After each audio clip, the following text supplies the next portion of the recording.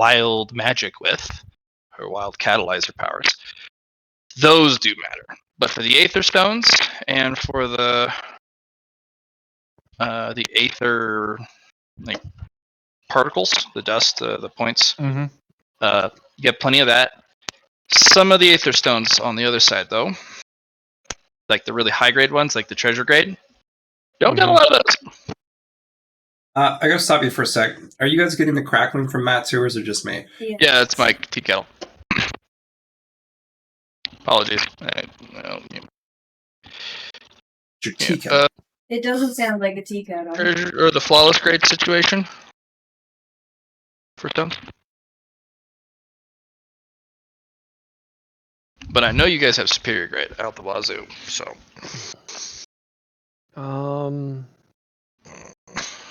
Now you can buy it. I'm just going through my list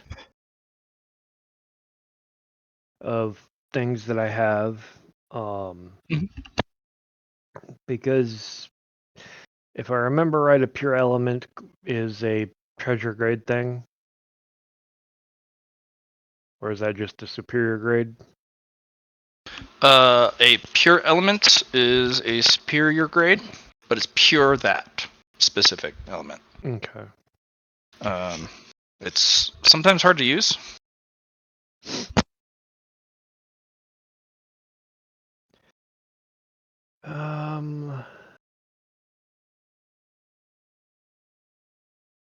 So far, I'm looking through my list of my inventory, and I have what's listed as 4 treasure grade items.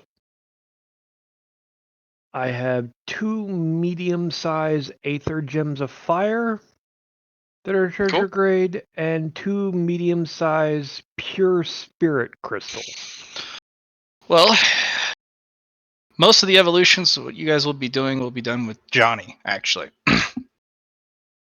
So list to him what you got, what you want, and then it'll kind of be a conversation between you two, or how you want to Evo, because it's kind of Johnny's thing now.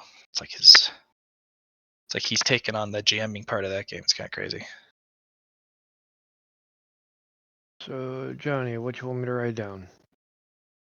Well, first let's talk about put in what you want to do for your first evolution. Yeah. Write down. That's what I'm saying. Just hey, just write I down. I have no idea. This is the reason I have not brought up evolutions at all, because every time... There's a handout. Find the handout called Evolutions with an exclamation point. Open that. Find the ones you want to do. Read the instructions. And proceed with the instructions. Okay. If you want to include materials, write out the list. Johnny will most likely assign certain materials to their literal best locations or best options. But the evolution handout is kind of the cornerstone of that particular feature. Yeah. Do you want to open up a Google Doc, and then we can work off that? Just share it to me. I have never known how to do Google Docs. Oh, you don't? Okay. Do you have Microsoft Word? No, because I never bothered with it. Okay. Sorry. I know I am inept. I accept this. All right. How can we do... I'll just make a new one then. Yeah. Very ill-equipped. Oh gosh, that's rough. Yeah.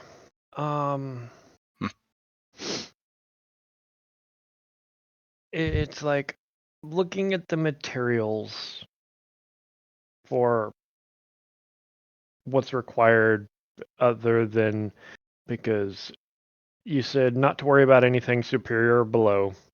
Yep. I have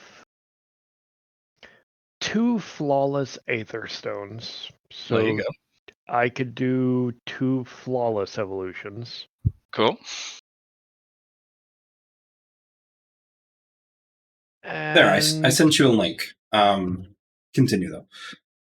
Okay. And I'm looking at the treasure grade thing because I might as well look at it.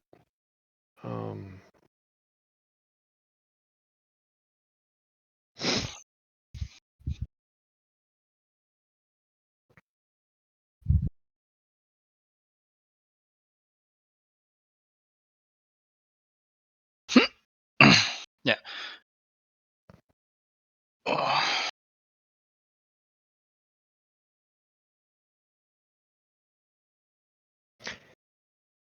Yeah, I don't really see a reason to go for their treasure grade evolution. No, I actually have a reason to do a treasure grade evolution. I remember it. Okay. So everybody remembers when I napped in the world tree. Yeah. That gave me the qualifications to ascend to a demigod. Mm-hmm. But to do that, you told me, Blatt, that I had to go through a treasure grade evolution to do so. True. But because I Demigods had do done have responsibilities, though. Yeah, but because I had done the tree, I had already gone through the testing for it. I just had to perform the process now. You could, but being a demigod does require duties. Like it's not a free ride. You don't just get to laze around. The administrators go, "Hey, you got work." I mean, they do that anyway. True. Because I'm a celestial designer. Yeah. But yeah, you'll have specific work dependent on what aspect you go. You cannot pick magic or any of the other topics or concepts that the other gods already have. Yeah, but I already planned on that. Remember we discussed that? I'm going to be the little shit sane pain in the ass of every god because I'm going to be a pure manifestation of innocence.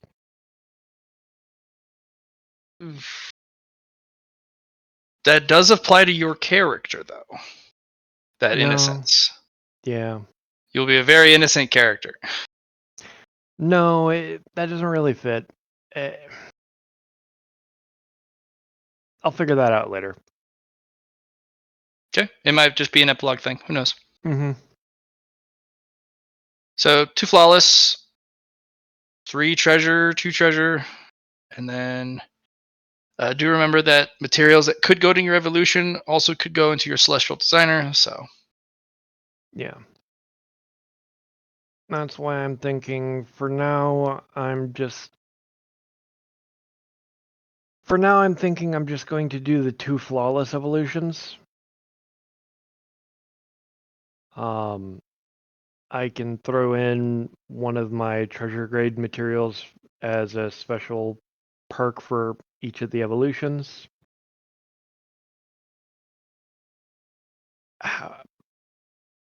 But I don't really know anything else because I want to save at least one of each of my materials for crafting. Let's say we get 2 flawless done for you, and we do at least 5 superior. The 5 superior, I don't think we have a lot of time to get those done, so I can make a compromise for you, and we can use those evolutions as ingredients, pretty much. Pretty much, you strip everything you get out of it and use it as pretty much power and building up something else.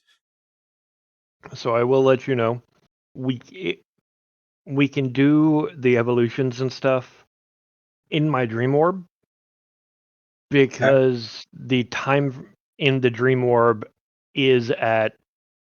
If you spend a minute out in the outside, or if you spend an hour in the outside world, 100 hours have passed in the dream orb. Okay. Time moves at a 100 at a rate of 100 to 1 within the dream orb. Cool. If that matters for time frame.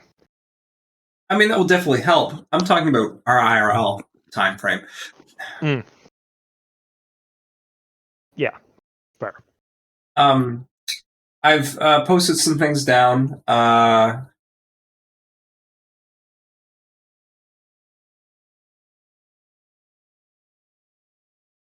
It's just the superior. Let's do one of these first. That's what you listed down here? Yeah, on the Google spreadsheet. Okay. Yep.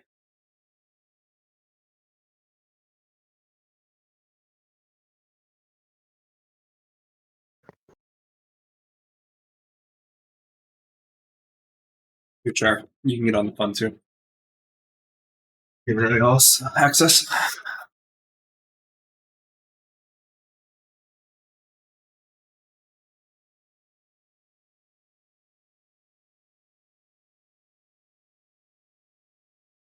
All right. Tell me what's the first superior you did for yourself, and what quality did you pick? Like, what was the top one? Pick one of the below.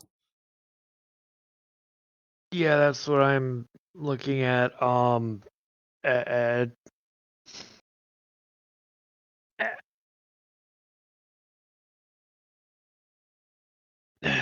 just take a random paracausal currency because I don't know. Okay. Do you want things from below, or do you want to put everything from below into the paracausal currency? What I mean by that, to be more specific, I have the ability to take things about yourself, in this case ingredients, or the select one of each below and use it as an ingredient to be put into a main dish. In this case, the main dish is your paracausal currency. Okay. So we pretty much use it as ingredients to make a big dish that is tasty. In this case, you would have a better probability chance of getting something instead of a lower. We pick and you might get a metamori or something, which might be good. Or you might get the other one that saves you from dying from like a metamori in the case being used on you. Yeah, sounds good to me. Okay. So we're going to. Is there also any other? Like, do you have any boons like overflow, or do you have any other paracausal currency that Matt's given you that you could use here? Scrolling through my list of piles of stuff.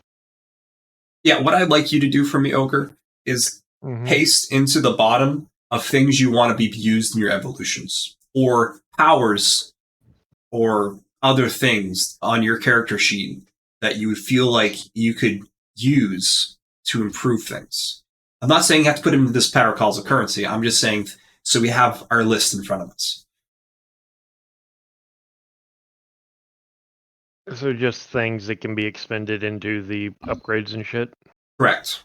And when you spend them, they're gone, but they're put into the new thing. I'll just make a list of things that can be expended into the various things then. Yeah, that's really all I'm looking for. We'll do this.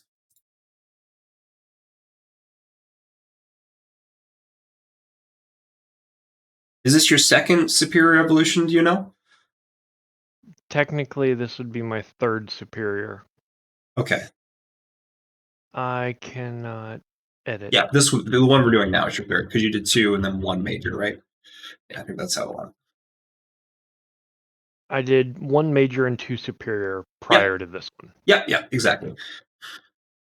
I cannot edit the doc.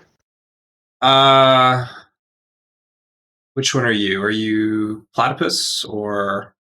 I am. He's platypus. I am Blattmeister. Okay. Now let's go. This is why I don't like using Google, but it's okay. anyone can on the link can open editing. I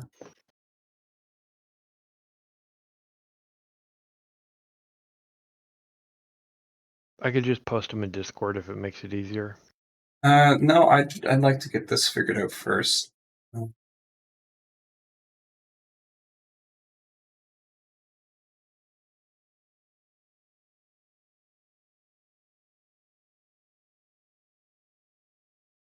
Yeah, post it in Discord and I'll figure this out.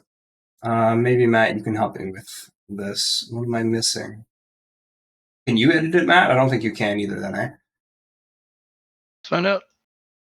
Go to the bottom.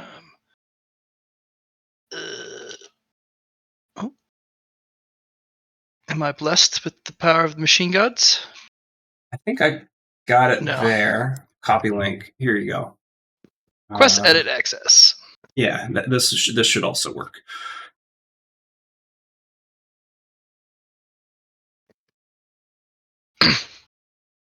Typey. There we go. Yeah.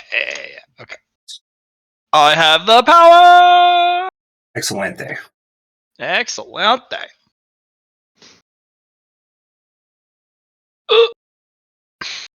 So we're gonna do this one. It's a yellow.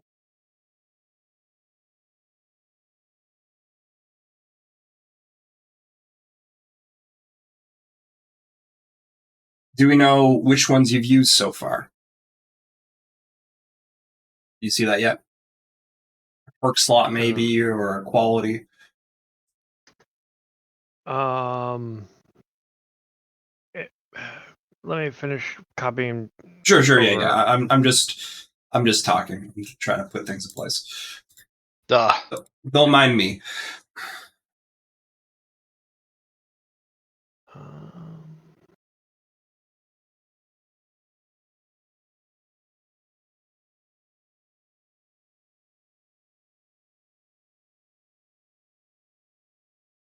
Matt, the water mantle for this paracausal currency is the major change. He gets to roll twice.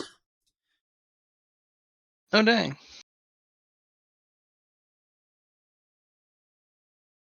An attribute? When he rolls the paracausal currency. Oh, gross. No, Yeah. don't do that.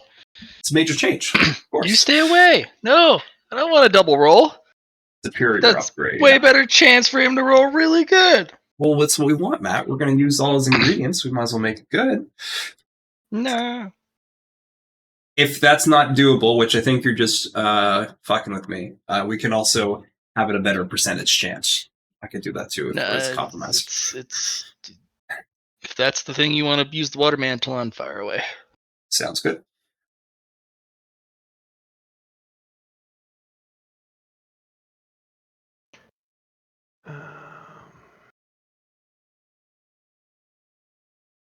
Can use some of that.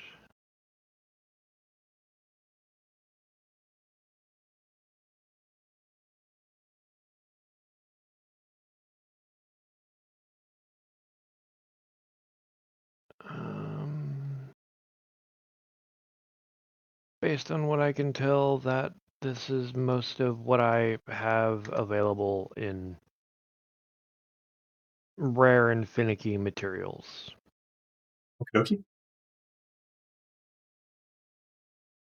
Some of them I have multiple of, but I just listed down because I'm keeping at least one of everything for crafting purposes. Sure. No, we can't use lodestones in your evolutions. Okay. Yeah. That are used for artificing. Mm-hmm. That is correct, yeah. Fair enough.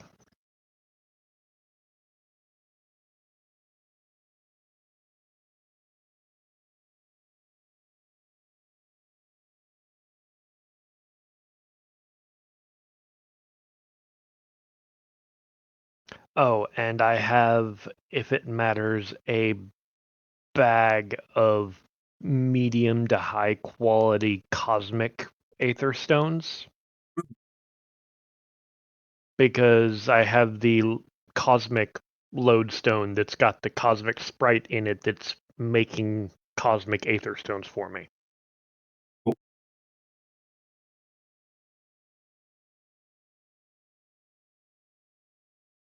I don't know if that would matter at all. We're not going to use it for Evo. Good to know. Nice for the other things that are made from it. So you can use those in your Evo, but not the lodestone. And I doubt you want to use a sprite for one of your Evos. No.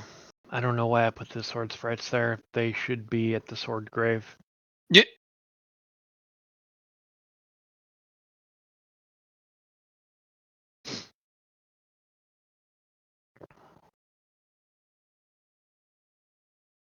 It's like, so I figured, honestly, the treasure grade aether stone of fire and the treasure grade aether stone of spirit that I have, those would probably be best to be used as additions in the flawless evolutions.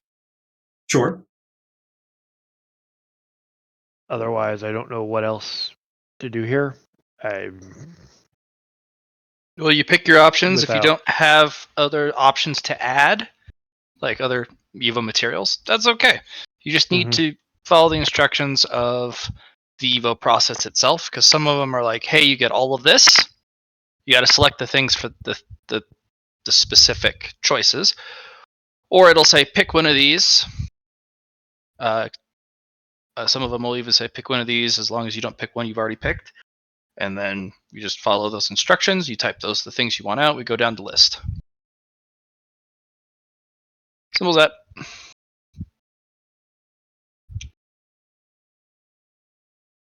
Fair.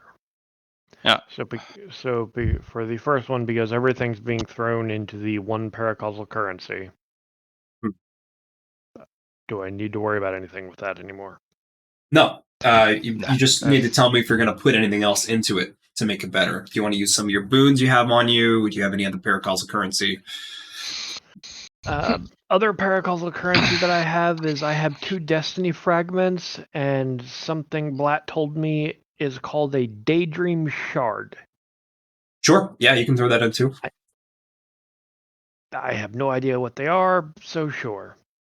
I know what a destiny fragment is, but I have no idea about the daydream shard. Yeah, you never used your daydream in the last game, so. Yeah. So that will probably give you more chance to get a daydream itself if you throw in the shard, especially if you're doing your destiny fragments as well. That's so correct. If you throw your 2 destiny fragments, Allie threw 2 of hers in, and she got herself a daydream after getting a really lucky roll. So that is something you could do. So yeah, I'll throw the 2 daydreams or the 2 destiny fragments and the daydream shard in. Why not? Okay. So let's do here at the bottom. Daydream shard. Okay.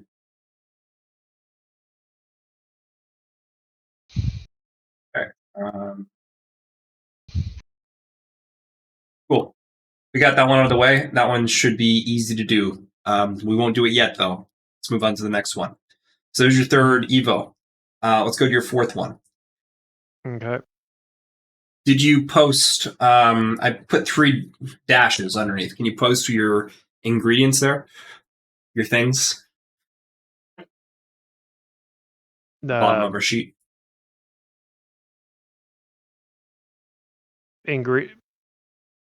Let's step back. Did you click the new link I sent you?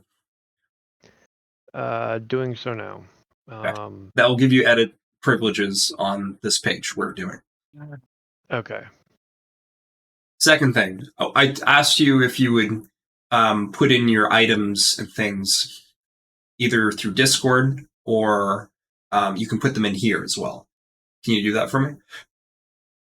Yeah, I'll just copy and paste them. Perfect. Imagine you were making yourself a note on your side. I just posted it to the Monster Mayhem Discord.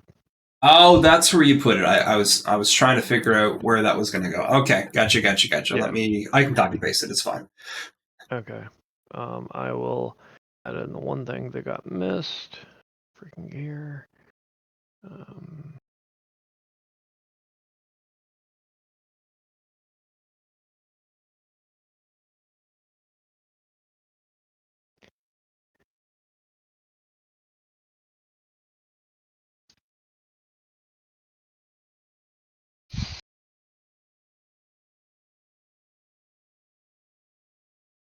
And there's that one.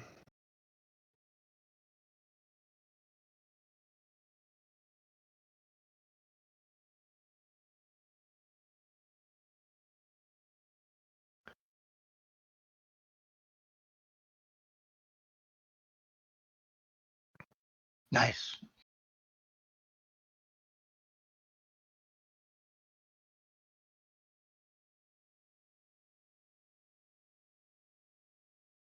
So, this is great and all, but do you have ways to add treasure gems together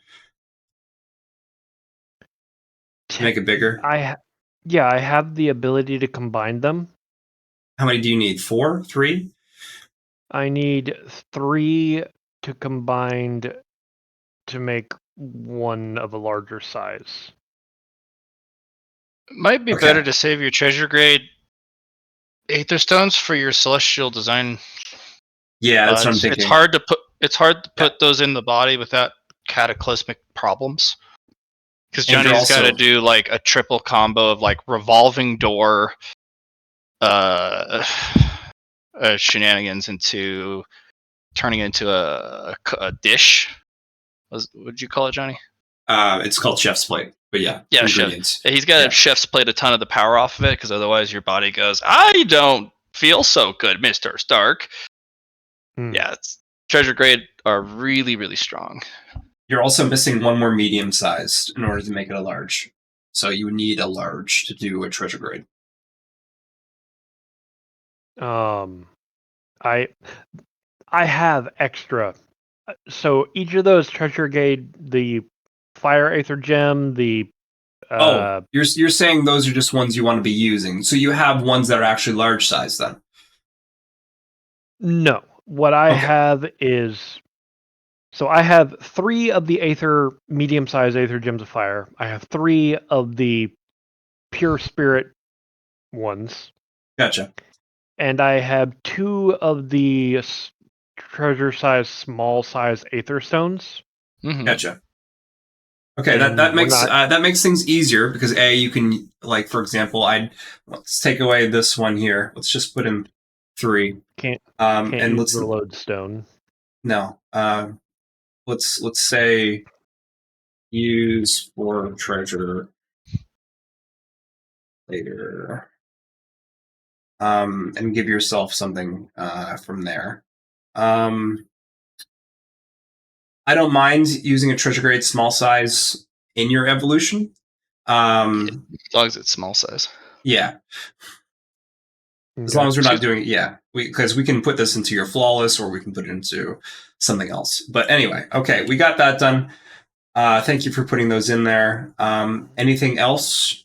Nothing else you find on your character sheet that you want to get rid of? Everything's pretty important. I don't really have much of anything else that isn't. Yeah, and no other ingredients or things you got from our dungeon climb, right? From floor 1 to 10. I've got like the odd scripture, if that qualifies as a thing. I think the odd scripture is one of the lore sheet things, right, Matt? If I remember correctly. I think so. Yeah. No, let's see what Eatsley's got, because he has the God Scripture. And he has to translate it to unlock additional lore sheet options. Yeah. And the only other the only other weird or oddball thing that I have is I've got the black pillar that I can put out to make it to where I can't die unless the pillar is destroyed. We can use that as an ingredient. I have also use it as an artifice. Right. It's the toss, right? I have 2 jars of pure lightning. Yep. And I have a bag full of teeth and claws that are infused with aether.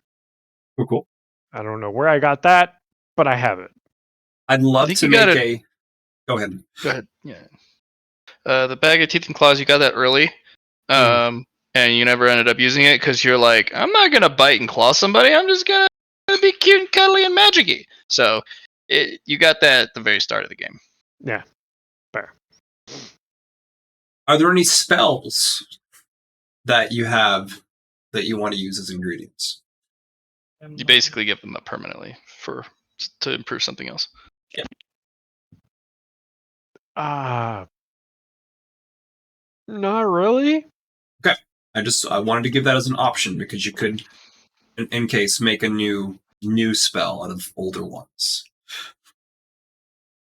No, that's fair, but nah. Just giving you the option. Yeah. Making sure you have all the things in front of you. Okay.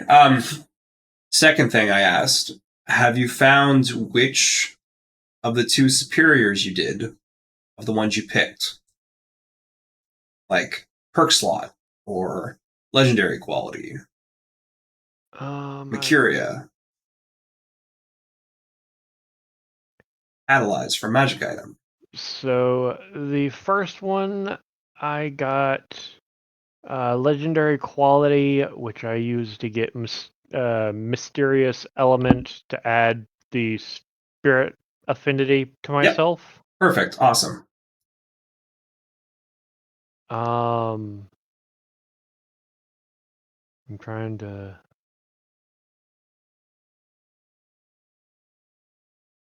Yeah, it didn't. I don't have notes on the first one because that's what I did at character creation. Okay. Let's say to make life easy, you used I think I might have done a perk slot with it because my character has 3 perk slots and I've only Use the gained perk 1 slot. from a quest. Yeah, it was a perk slot. Yeah. Cool. So let's go to your 4th one right quick. Okay. That's where 4 is. My cursor is. Which one do you want to pick? Honestly, I think I'm going to go with the Mercuria because the Mercuria can be used for both spells and for equipment crafting. It's pretty cool. Wow, that's way too bright.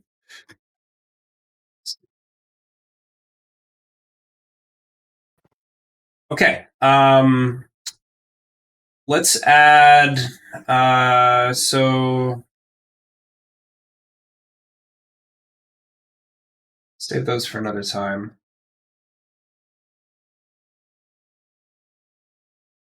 Let's use the mid-sized Pure Spirit Treasure Grade. Actually, no, let's use a Treasure Grade small size Aether Stone. And let's put it with that.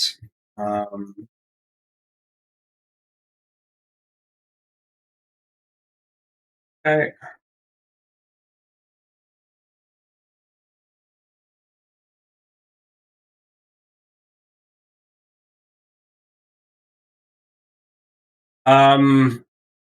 Matt, do you want to make it easy since you're not making him go find these things? Mediums for the sizes we're using? Yeah. Unless it's a flawless or treasure. For the supreme or superior, absolutely you can have that. I will require like money, like radiant to your coins. To get flawless mid or higher. But for sure. Ogre, you need to tell me how much money you want to use as well. Otherwise, I can help you. Just if you have any money, that is. If not, he can always try and build something for someone so he can get money. But exactly. That's always an option. That then takes away time. Because even in the orb, with the 100-to-1 ratio, celestial designs do not take a short period of time. And if you sell one for money, you chew up time for making another one to fight the clockwork tower. and you use up precious resources on other tools for the clockwork fight.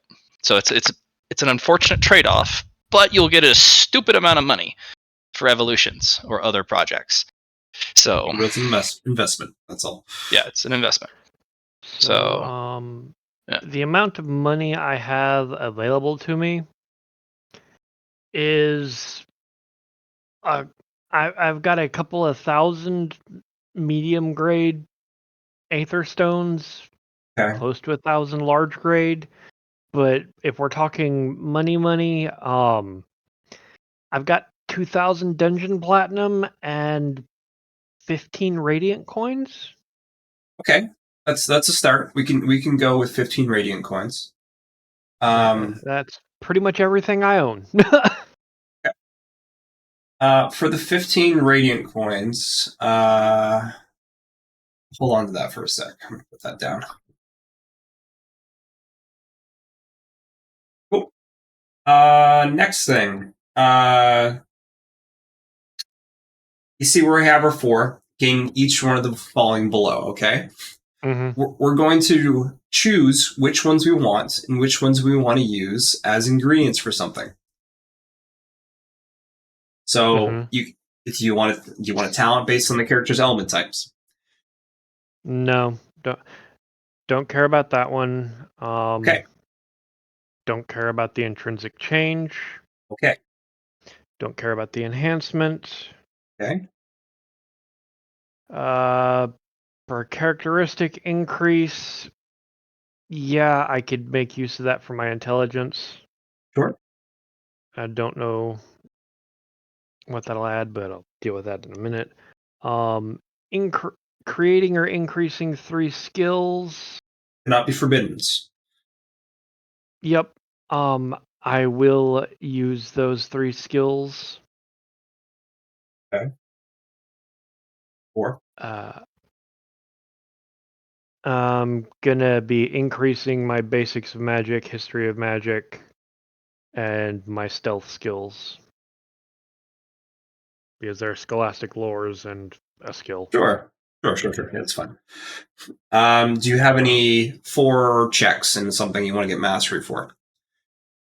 Yes. Because I needed this one to finish off the thing. I'm going to be taking mastery in instrumentalist.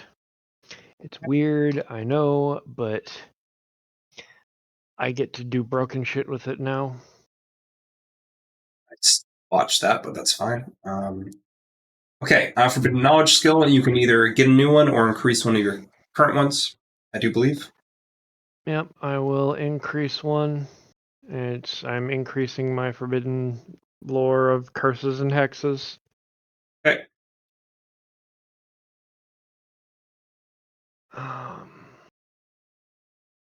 Unnatural characteristic. I'll add 1 to my intelligence. Okay.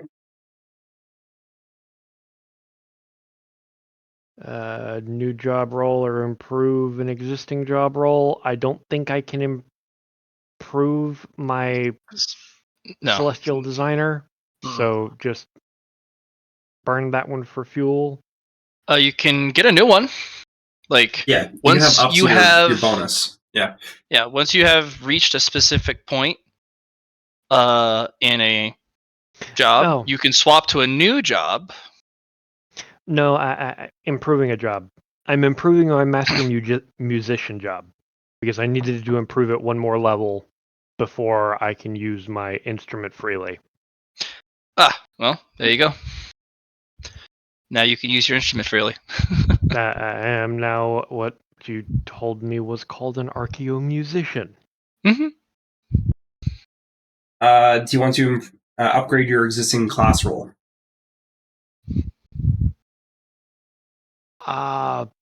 My current class role, Blat, is mage. Yeah. You would go to not archmage, but there's a tier in between. It's archmage prospect.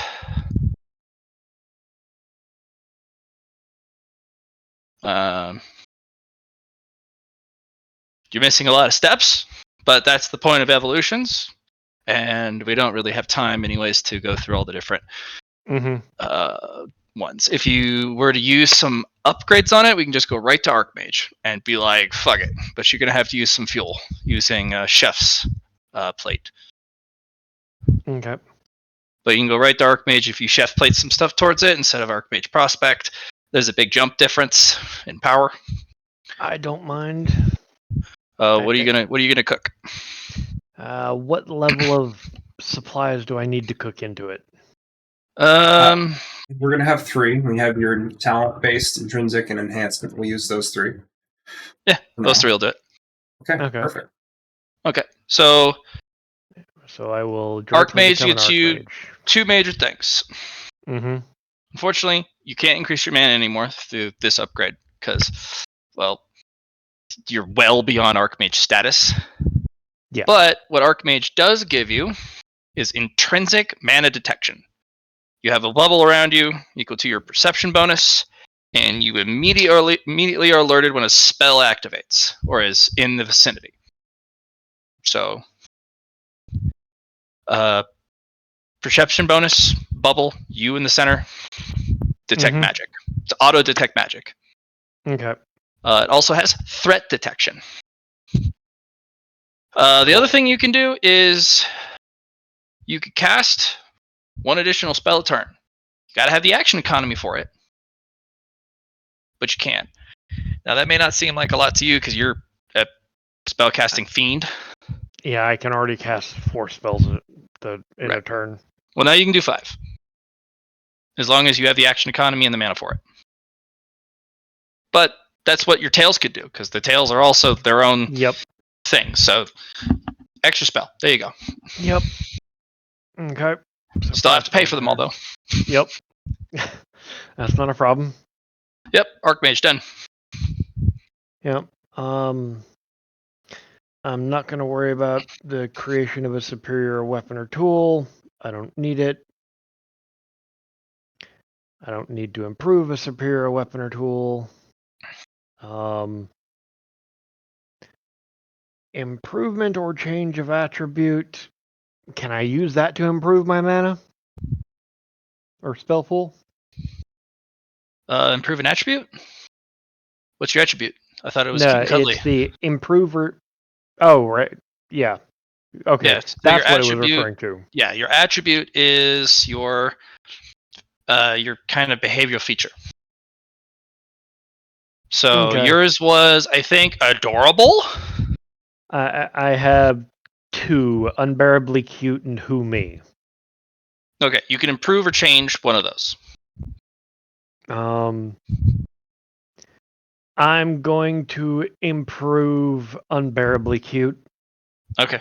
Which currently gives anybody trying to resist me or my who me ability a -60 penalty versus my charm test. -70. Okay. Minor improvement. Yep. Okay. Fate boon. Fate old boon. Do I use fuel? A fader boon. Mm-hmm. I use boons, so it'll improve to. I'll gain 1. So yep. Sure. Improvement of synergy of your element types.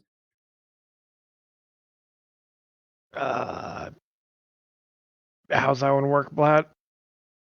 Because I currently have 4 different elements. So, we can only pick 1 unless we add things to it. And then you can combine elements. So, your elements are spirit, fire, fate, and light. I have fire, spirit, light, and fate. Cool. So, we can use some of your pluses here to, because this is your 4th one, you'd have 4 pluses to use.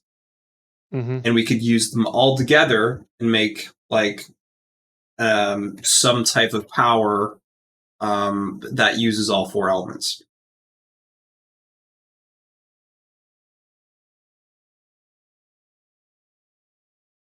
Okay. I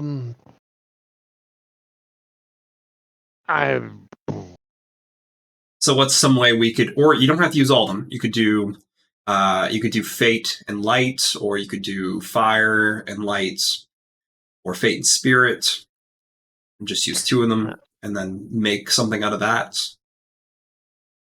I'm thinking I will use. I like the idea of fate and spirit being used to give me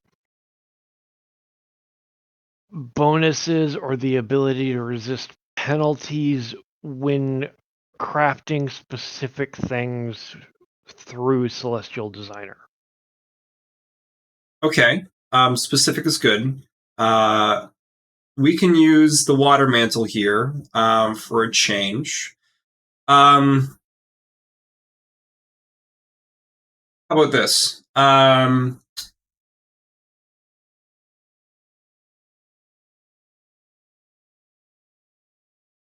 You want to make it easier on yourself, right? Mm-hmm. Just so we can speed through this as best as we can. All right, Matt. It's based off degrees of success, right? For Celestial Designer. Yes. Okay.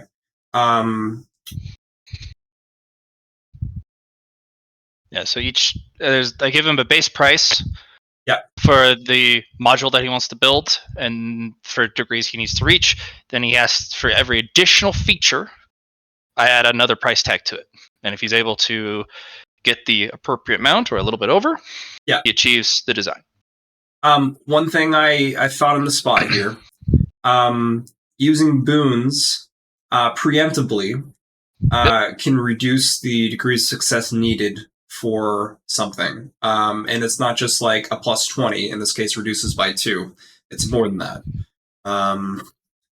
We could throw in a little bit more. Let's throw in superior weapon or tool and then improvement of superior weapon into those. All right. And the major change, because he's going to be using the water mantle. Okay. Is that this is all into the boon power, right?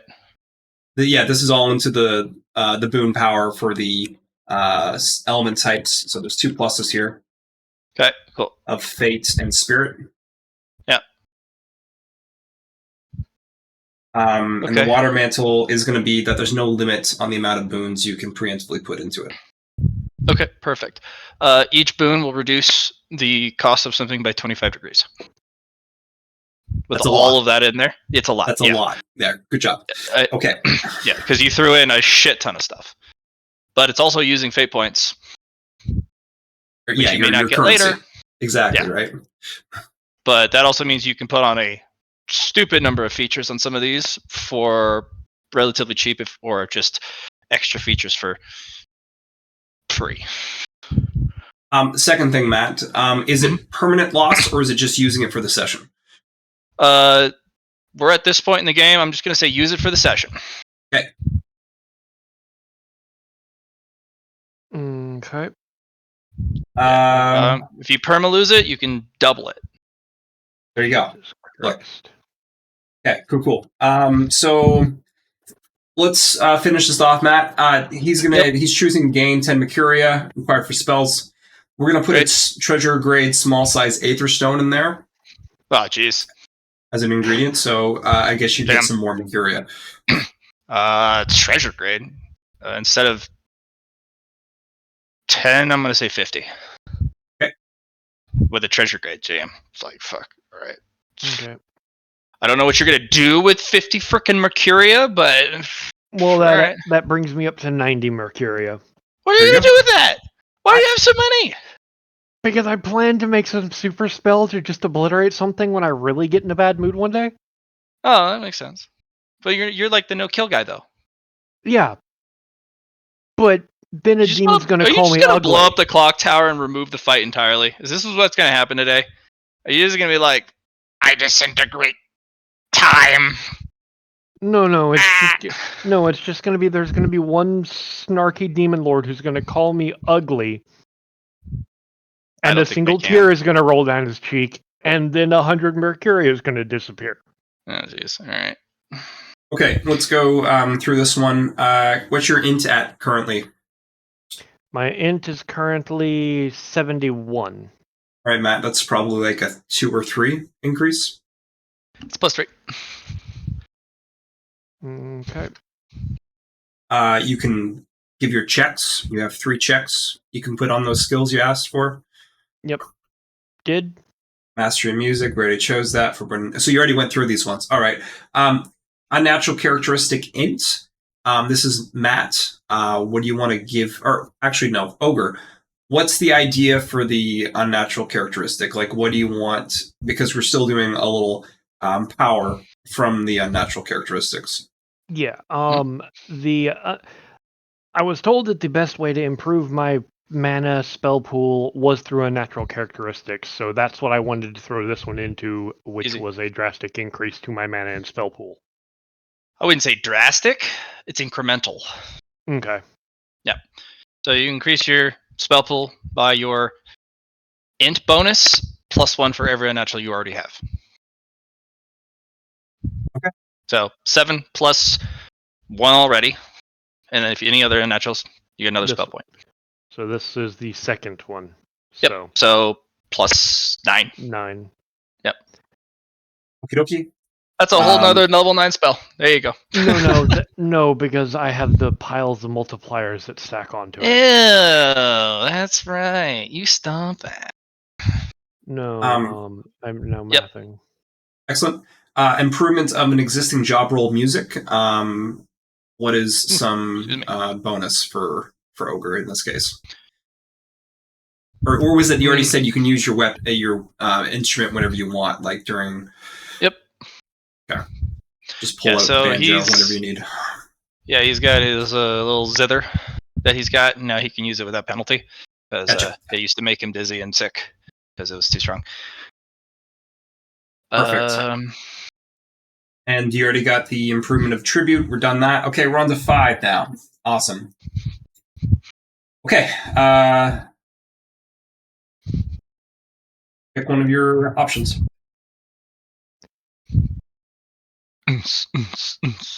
Okay. Get those beef. Get that beef. We're at the 5th one, yes? Correct. Yep. And this is another superior? Yep. This is the Another last superior. superior, correct? Yeah. Superior, My suggestion: either A, get a quest. I don't believe you have any negative qualities that you've purchased, right? Nope. Okay. Or gain a catalyst for a magic item, which could be used in your artificing. No, I've been needing to do this for a while. I will accept the mythic tier higher quest because I had to do this to be able to start accepting job requests from the gods for my celestial designer. Cool. Your new mythic quest is simple. Hold on, Matt. We haven't finished. I know you're ready for it. I know you're ready, but it could be something better, or even unless you want to do for something else, because we haven't. This is just us making the 5th one because we haven't even done anything with it yet. Oh, we haven't chef dished anything yet. Okay. I got a little ahead of myself. I know. I was like, well, hold on. I'm ready. We can use the water mantle on the mythical quest if you'd like, or we can use it for something else. Let's plan for that for now. Okay. Because I want the quest to be big. Might as well. The first three of those can be turned into fuel. The characteristic increase is going to be intelligence again. Okay. The create or increase 3 skills. This time it'll be used as fuel because I don't have any skills that I need to increase. Dodge is maxed. Awareness, science, all those are good. Yep. Okay. The mastery in a skill if applicable is going to be used. I have one more skill that I need to mastery. Okay. Let's see here. Forbidden knowledge skill.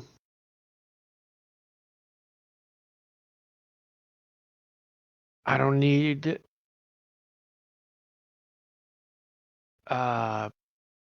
Blat. Is there anything I need for forbidden skills for my celestial designer or anything like that? How about the skill you got in the climb, which was the runes? RUNES. I'd already spent to increase runecraft to mastery level. You spent it? I spent experience to improve runecraft because I could. Okay, as long as you're talking that with it, it's fine. Okay. Remind me again. Over. I was asking if there's any other forbidden skills that I need for celestial designer. Not more forbidden skills. You've kind of got them. There are other forbidden skills that you might want, which are forbidden spells. Because now that you're a celestial designer, you've reached Archmage status, you can now know of forbidden spells, which you're probably never going to cast them because the gods called them forbidden for a reason, especially Paragonos. So don't cast them, but you can know of them, so you can go, oh, that needs to be counterspelled in a hurry. Yeah, it's the other way around. Then, exactly what I was just thinking. So then I'll do forbidden spells. Yeah, forbidden spells. Because you might run into a couple during the big fight. Yeah. Because things get bad. They might go, screw it. I'll do a natural intelligence again. Okay. Do you want even more spells? Like the same thing as last time? All right. Yep. Now it's plus 10 with your multipliers. Dear Lord. Oh, man. That's so many spells. Oh, geez, Rick. Oh, man. New job role, improvement of existing job role. You want a new one? We're going to improve the Archmage. All right, cool. That's a class. Good job. Job role. Last floor. No, there's improve a job role. I need to improve my runist class. Okay. Or job. Okay. So the next improvement, according to my notes, was Arch Runist. Yep. That gives you pretty straightforward. Yep. It just makes it easier for me to do any crafting involving runes. That's the one. Okay.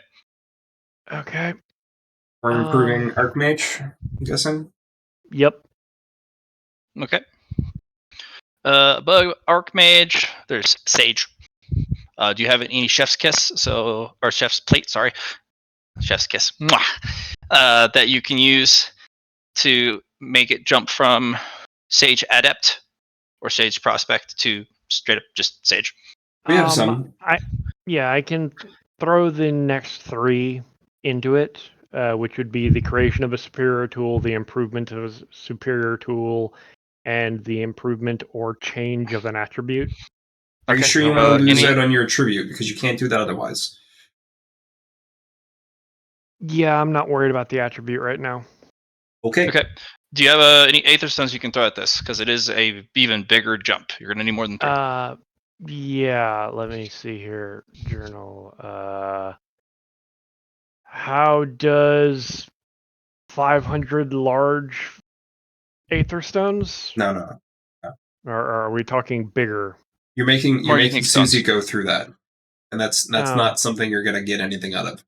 My suggestion is your medium-sized pure spirit treasure grade crystal. That would be one. Sounds good.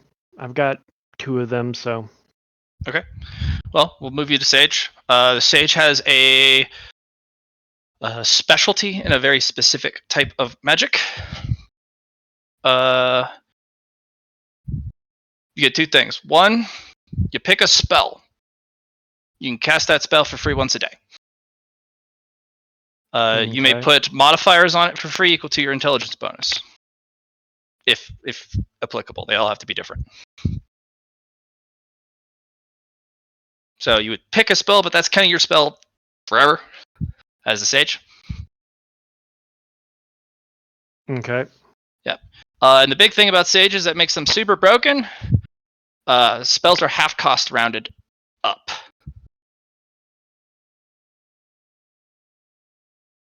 That's what makes them busted. But it is rounded up. So spend a little bit more, but half spells, kind of dumb. That's why the humans are so desperate to get to Sage, because even if with a meager mana pool, now that meager mana pool's not so meager. You actually can cast quite a few spells because it's half price rounded up. Okay. Yeah. Nicely done. So yeah. The spirit aspect. You can always add spirit to a spell. Nice. Without having to imbue it with different elements for a cost. You can always just freely add spirit on top of other elements. Be like, spirit light attack, get wrecked. So let's add your talent, intrinsic, and enhancement to your quest that you're gonna get. Increase or increase 3 skills. We're actually going to put that towards your characteristic increase for your int. I think that's a good choice. Okay. You're going to get a boon and improvement of synergy of your element types. Which ones would you like to do this time? We have 4 pluses still to use. I'll use a boon to bring me to an even 12 boons. Yep. Improvement of an element.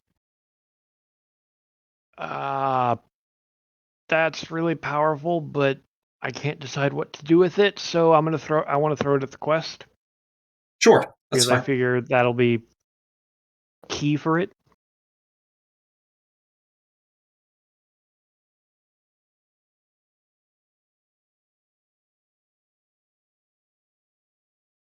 Okay. Let's give yourself 1, 2 pluses there, and then let's increase your int as well, because you need that 2 pluses as well. All right, Matt. To finish off, he has 2 pluses in characteristic increase and a ingredients of create 3 skills. 2 characteristic increase, 3, because you're at 70 still. So 3, 3. 74. So how much increase? 3 and then 3, because it's 2 separate characteristic increases. So you're now at 80. Okay. Pretty good. What was next, Johnny?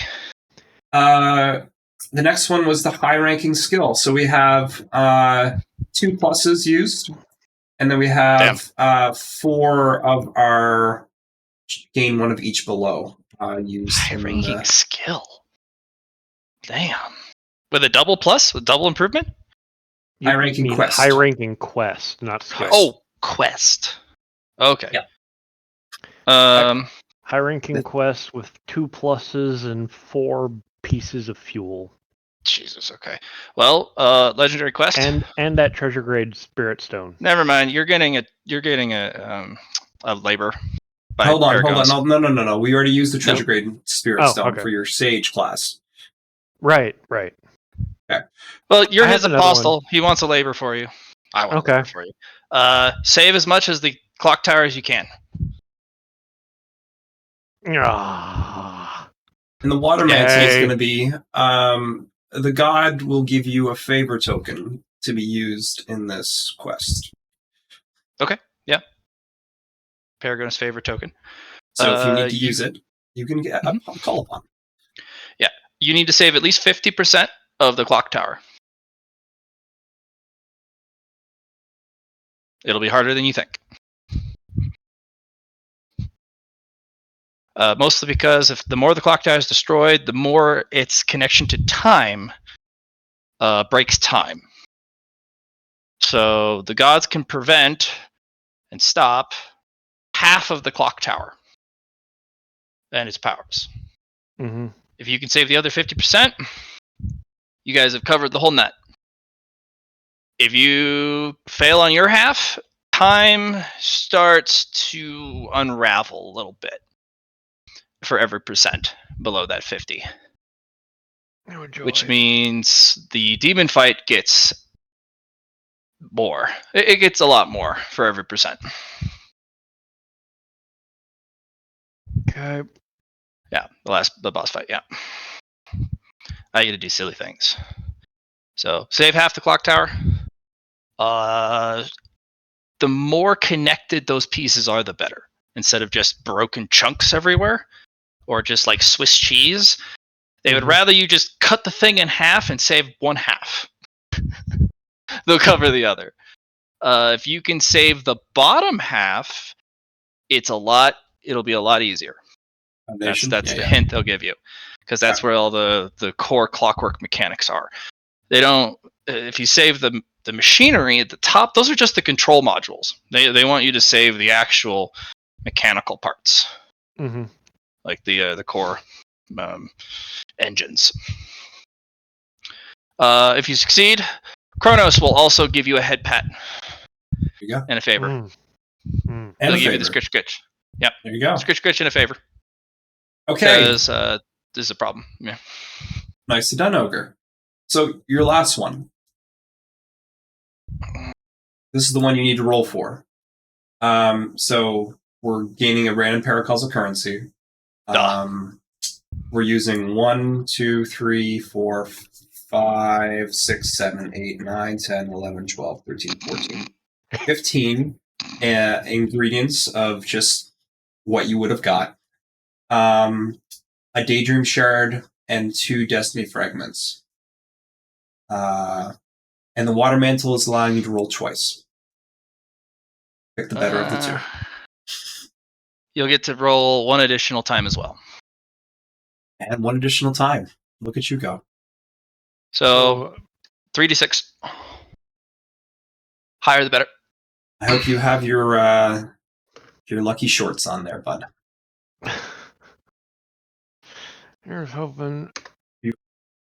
Well, okay. Oh, well, that'll do it. All even numbers. You couldn't help yourself. Apparently.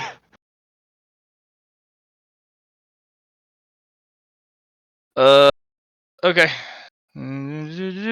Let's see what we got. 12 is also the even half of total outcome. You'll get for the 2. I'm gonna give you 2 of these. Actually, hold on. Would you like a mage's boon or a fairy tale? Mage's boon are better for mages. A fairy tale is like a minor wish. Like it's a really really nuanced minor small thing. Like it's. I'll go with a minor wish. Okay, so that'll be fairy tale. Da-da-da-da. Boom, you get one of that. The 4, we jump up pretty big.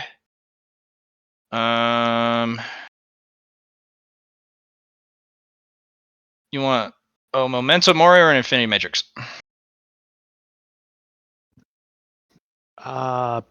What's the difference?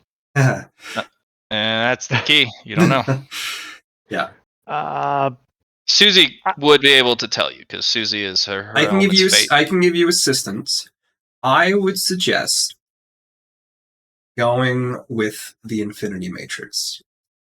That's what I was thinking as well. If you want to be able to take away different people's abilities to save themselves for this boss fight, I would go with the Metamories. So, for example, Adamantium Pathfinder, we know it all.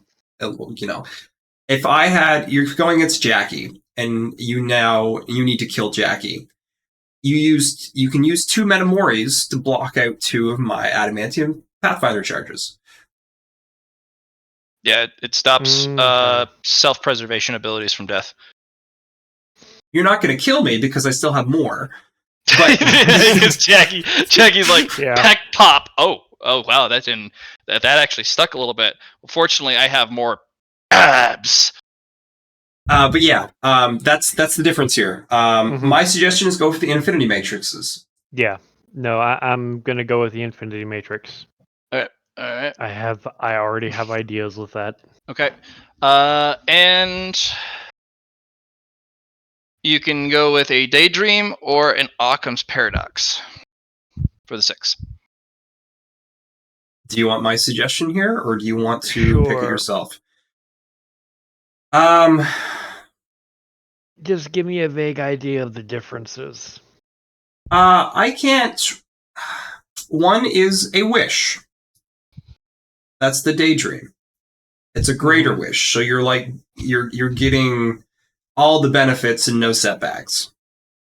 Mm-hmm. One, the wish was Allie used her Daydream to give her a the path to dream and deemhood, and also with the mirror coin that we used, gave her she helped the bullshit of the times shit and like slowed it down more than what was happening. So it pretty much helped stop the explosion that happened from the clock tower. Okay. The other half is a it's how to describe it. It's paradoxical. If there's something that can't be done, it is literally impossible. Nothing in the world can allow you to do it. You can use that coin to do it. It's an attempt, though.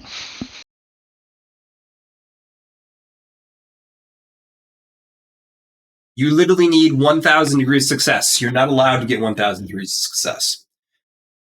You now have the opportunity to not, just think of it as you have a chance of something that you weren't able to do before. It also can be applied to, I cast a spell, everything goes wrong. You want one more try. And I'm like, there is no more tries. Yeah, and you're like, but there is. I'll go with the Occam. Okay. Yeah. Yeah. The more specific it is, the better it is. And that's why I decided to say, hey, go for it. I could have not given you the information, even though this very much strains Susie to do so, because look, it's 5 daydreams worth, in a sense. Yeah. But you put all kinds of stuff into it, so. I would have gone with the Daydream. Normally, I would have gone with the Daydream normally, yes, as well. With the shard. But you did roll the 6, which I required, and you put 10 plus ingredients in there with a Daydream shard. So I made it an option for you. Mm-hmm. It is the most niche of the currencies. Yeah. Daydreams can be used for fucking anything. But no. But if you're like, I don't need a wish, I just need to do the impossible. I need a specific fuck this situation. Yeah. They're used, but remember, wishes don't work. It's still an attempt. You can still botch it. Oh yeah. I recognize. Daydream is just, things happen. Not many people have gotten an Occam's Paradox, so congratulations. Yeah, they're very rare. I don't hand them out. In fact, I've gone entire campaigns without ever handing out one. And some players, I gave them one, they never used it. Yeah. They're still sitting there going, if my character's challenged after my epilogue and he's an NPC, I still have that. Exactly. And that's what it's for Jackie for, so. Yeah. Now, I think the last character who got one of yours was Jackie. Yeah. Oh, yeah. The only character I've gotten on Occam's Paradox was Kuroko had Jackie was a wild ride. Daydream. Yeah. But yeah. Your character's a wild ride. Jackie was that was crazy, dude. She's a flex, all right, that's for sure. Yep. Okay. All right. Okay, Use them awesome. wisely. We got through that pretty quick. Now it's If you two want, we can flawless do evolutions. one flawless. I have the materials to do 2 of them. If you want to do 2, we can do 2 as well. But you need to pick one of them and tell me what ingredients you want to put into them. Flawless is also fundamentally different as well. You get 5 Mercuria automatically, Mm-hmm. and you only get to pick one of the options, and you can't pick the same one twice. It's just you do the evolution, you get the Mercuria, you pick one. That's it. Okay. It's fundamentally different than the Superior. In fact, Superior, arguably, is more efficient. Correct, because you have more options. Yeah, you get more stuff. Flawless just gives you bigger dickus stuff, but you only get one. And it's a lot harder to chef's plate. Because you have Only the one chef's thing. plate. Yeah, I'm making one big dish. I'm not making multiple dishes. Yeah. I've got an idea. Mhm. The first flawless evolution, it's going to be simple. Yeah. It's going to be gaining the fate currency or plus 10 to my current fate currency. Okay. I see what you did there. All right, what size is your flawless Aether Stone? I have 2 mediums. Okay, you get 1 plus to add to that. Yep. Okay.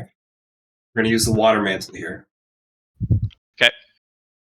Do you want Just lying on the something? water mantle. Do you want it to apply to something different? For example, we could apply it to your fairy tales. No. I'm trying to increase the fate currency by a ludicrous margin. Because he's trying to abuse the Celestial I know, Designer. the one we just made. Yeah, I know. Yep. Let's modify it. Instead of being a plus 10, we're going to make it something different. It's going to be more. I think that's an easy fix with the superior change there. You're getting a 1 plus to it. Yep. What other things you want to add to it? Yeah, we'll give it 11, and then the water mantle will make it an extra D4. Yeah, sounds good. Because it is fate based, so I'm going to make it a little. Yeah. I have something that was specifically for a situation like this. Okay. Mm-hmm. Remember that chest of the weird, nuanced parts that I found? Right. That you told me were weirdly fate-based? Sure. If you want to use that here, they would be excellent for a celestial design, though. Yeah, but I have one that I didn't need for a design we discussed it, and it was planned to use it for this situation. Okay. I'm pulling out the circuit. Okay. To apply to this. Okay, so it'll be 11 plus a D4 plus a D3. Okay. What is the quality of that circuit you just took out? Is it a treasure, flawless? You don't know. It's a flawless words. It was supposed to be undiscoverable. That's what you told me. Mm-hmm. It was too good for me to figure it out. Right. Susie, on the other hand, can because of their fate connection. It is a flawless grade, but it has a weird quality on it called enigmatic fate, which means it hides itself. Okay. Yep. It is a +3 if you use it here. Are you sure you don't want to use that for something else? Yeah. Because they have now revealed that it has an enigmatic quality to it. So if you add it to a celestial design, it's a flawless grade, but it can hide certain fate qualities in the design. That's fair. So I'll just stick with I'll keep it in the pocket then. Okay, Sounds 11 good. plus 4. Yep, 11 plus good. a D4. Yep. Good. Damn! All right. It's 15. Yeah. Yep. Which brings me to a total of You should be 27 boons. Oh, stop it. No. Why? That's so many. Okay, so that said, let's go with the. Remember, you get your 5 Mercuria. Yep. Which brings me to 95. Actually, it's flawless evolutions beyond the first. So Yeah, I your was about to second one say. gives you 5. Yeah, second one gives you 5, and then Yep. you get to pick your second option. Go. It can't be the same one. Yep.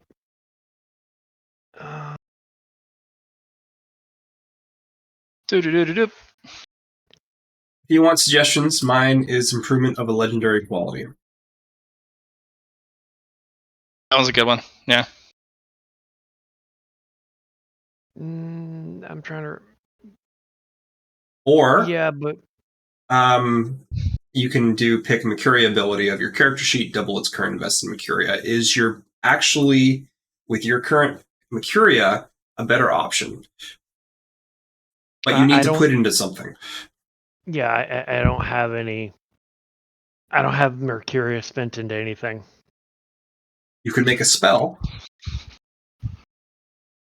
Put all your Mercuria into it, then it doubles whatever you put into it, so it'd be like 190 Mercuria spell.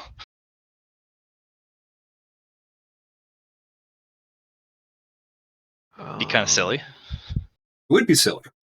But improvement of a legendary quality is also good, because you could do it to your mysterious element you have to increase your spirited elements, or some other one. Or if you have a gimme a gimmick, you can improve your gimme a gimmick.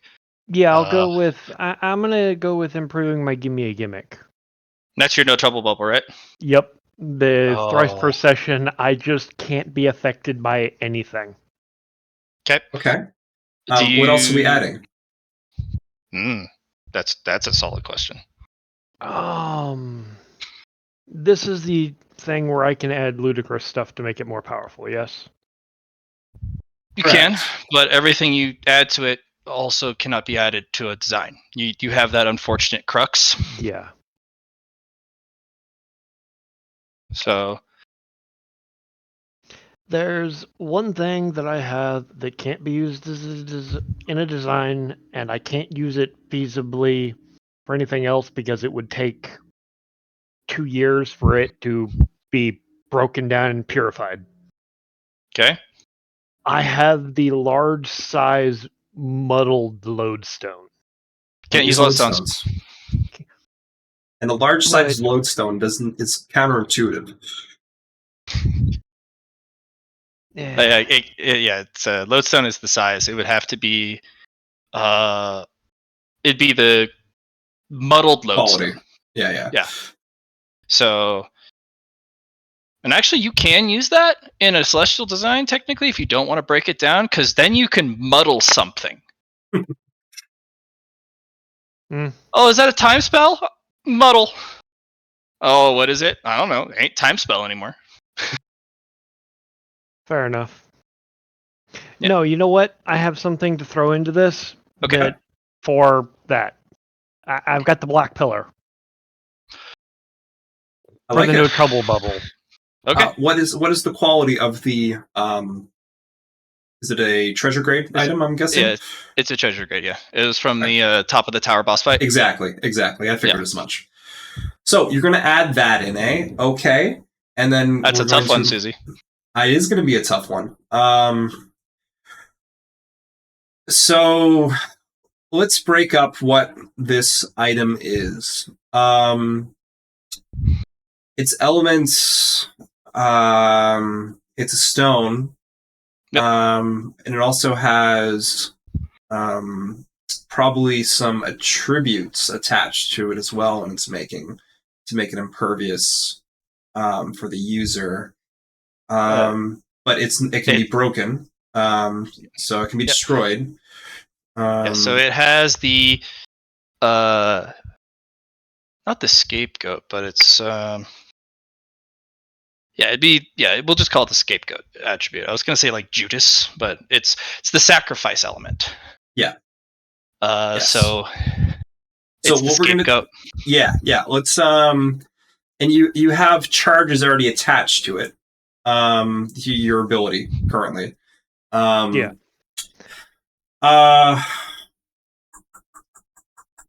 We can increase the number of charges. We can increase the duration in which it lasts. We can make it so that you can do stuff while you're inside of it. You can even have it so that every time you use it, you leave a pillar behind, and it lasts until the pillar is destroyed. I think that's a good use. I definitely think of that creation aspect is nice. Yeah, let's make new ones, and then you can control them, and put them to places that are around you. Makes it harder for them to hit, I suppose. You can even use a Mercuria spell specifically to be like, nah, move the pillar. Right. Yeah, because you won't be able to move them with magic. They do not respond to Aether. You have to use Mercuria to move them. They do have the insulated attribute, meaning they cannot be targeted by magic. They can be hit by magic or a weapon, but it can't be like point and click. You have to like hit it within an area. It can be hit by area spells, but can't be specifically targeted. Yeah, it can't be single targeted, but it can be hit with a weapon, melee weapon. You can build the Mercury ability so you can just you have a certain number of charges to move them a certain number of spaces out of trouble, so that you can continue to keep them up. You can make the improvement so that whenever you cast No Trouble Bubble, it always spawns one, and it sits around until it's destroyed, and you can keep the Trouble Bubble up. And then you can also just operate normally while inside. And the No Trouble Bubble is up until the crystal's destroyed, or until, or if it's destroyed early, until it times out. Okay. So. Okay. So I've thought of what the water mantle is going to be used for. Okay. The water mantle is going to allow Ashen Fur to, if he physically touches these pillars, he can apply one of his spell attributes to the pillar. Strange. So if he wants to add, like automate. Just automate it. Yeah. Run away. Exactly. And that will allow you to give it more, just like variety, like more options to do instead of just having to do a Mercuria spell or something along those lines. Okay. So that will allow you to bypass the insulated just for yourself if you're touching it, but not be affected by other things of that nature. Because you have a fair amount of them. I know you have like more spell. You have like 5 or 6 spell attributes that you can apply. So that should be fun. Okay, that's all you get it creative. Yep. So many options. Okay. And if you don't have anything else, Nope. Do you need a catalyzer roll for that item though, Matt? Yeah. Okay. Yeah. Do you have any negatives attached to it? Nah. You're at the top of your game. No one's better than you at catalyzing right now on the planet. Oh yeah, it's almost like I'm the best. All right. You literally are, yeah. So hey, I'm gonna catalyze an impossible object, and they're like, "That's an oxymoron." Yeah, you're fine. I was looking for 10 or higher. Okay. Okay, you're done. Good job. A+. Yep, evolution's done. Took an hour and a half, but it's done. We did 7. Yep. Okay, so then group huddle, everyone. LHR. Johnny. Yeah, I'm just gonna let Allie know that we're done. That's all. Yeah. We still we're not entirely done yet. We do need you guys to strategize on what objects you want Ashenford to make for the fight, if you are participating. I hope you all are, because you guys have freaking great synergy. He's participating. Yeah. So Ashenfur has the ability to just make stuff, like wish list Santa style Eh, objects. If you have a dream, tell me. I may be able to make it happen. I Phrase wish a mother and father come together for Christmas. I mean, he could make that happen. Immediately, it's like reaches into pouch, pulls out mind control helmet, sticks it on your head, and you automatically mind control your parents to be good. No, you just bring Gaul and his ex-wife together for Christmas. Right? See, Mom and Dad are here for Christmas, and they're like, "Oh wow, what have you done?"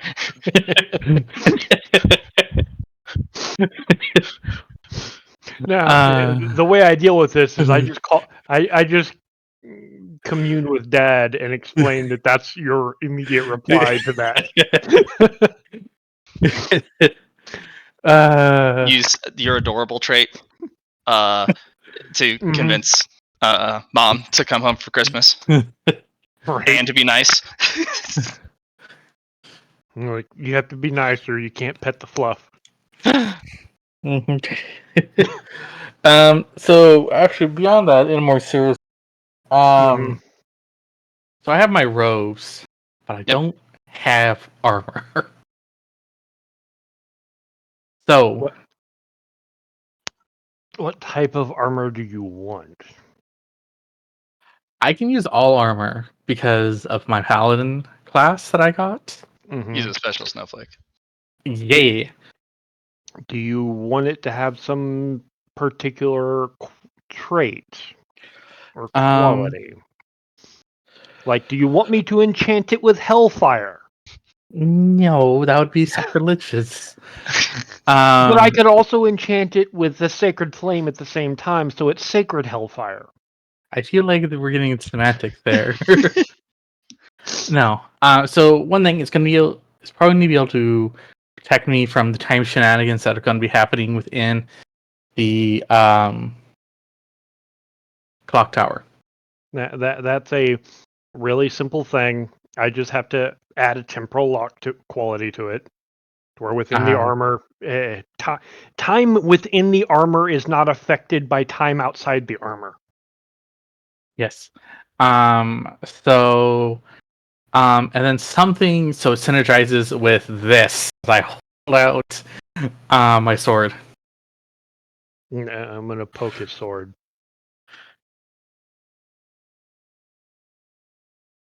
Blat. I poke his sword to analyze it. There are some improvements that can be made, but they are far and few between and will require something called maximum effort. Oh no! I want armor that matches that synergizes with this. So what does his sword do? You can find it in the handouts below my character. I think it's only available for you, so I'll have to make it available for him to see as well. Yeah. It's the sword he always wanted, but could always be better. Because it doesn't cut everything once and kill it and murder everything.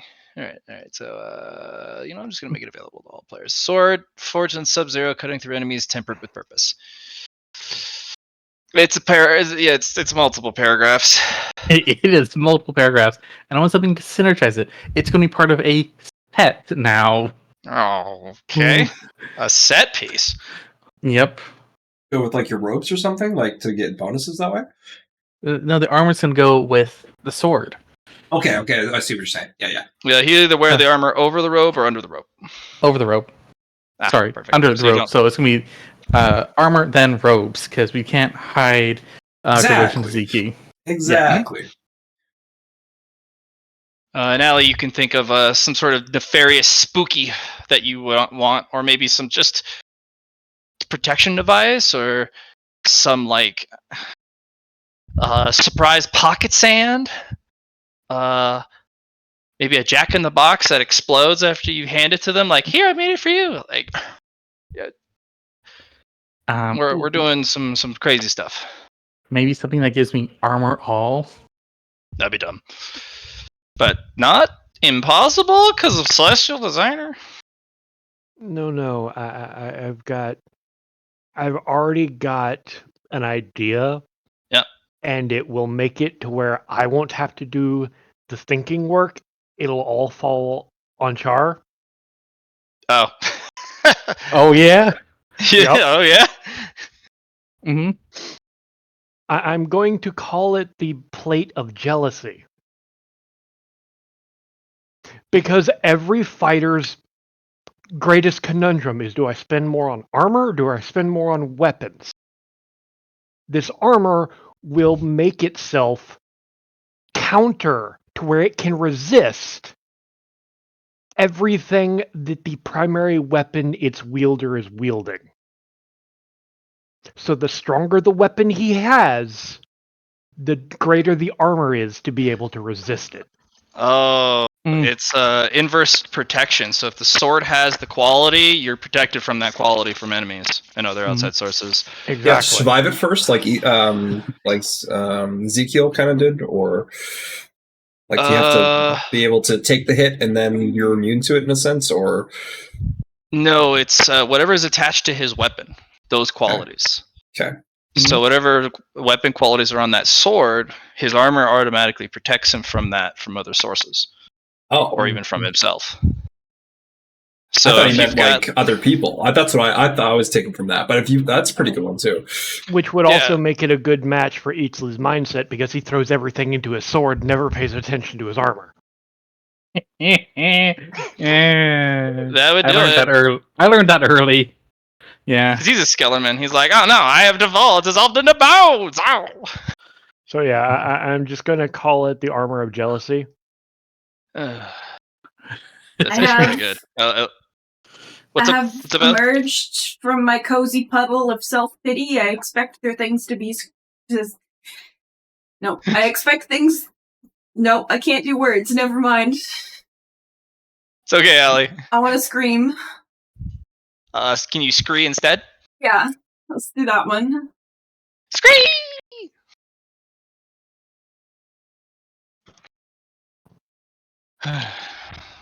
Alright. You just scree. Now that's what you gotta work with, Ashenfur. Indrid, their requirements for their celestial devices, scree. That.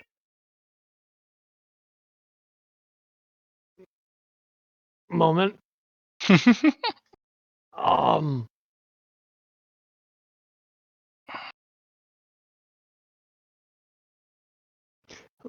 What type of gear is the moth wearing currently? A full Perfect set gear. Yeah. Yeah.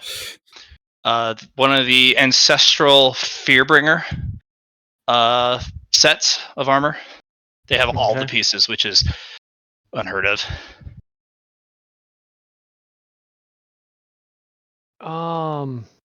She's already the ultimate scare thing because she can fear the unfearable.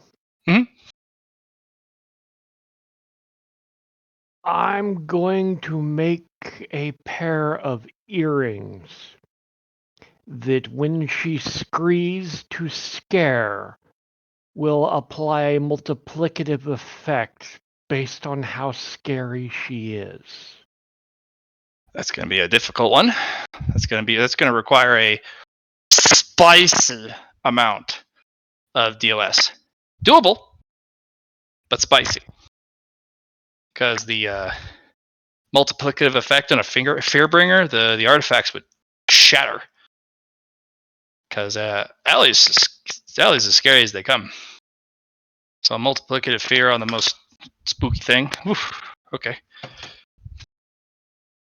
Doable. That is my idea. Yep. Allie has a prismatic lotus that could be used as something to add to her set.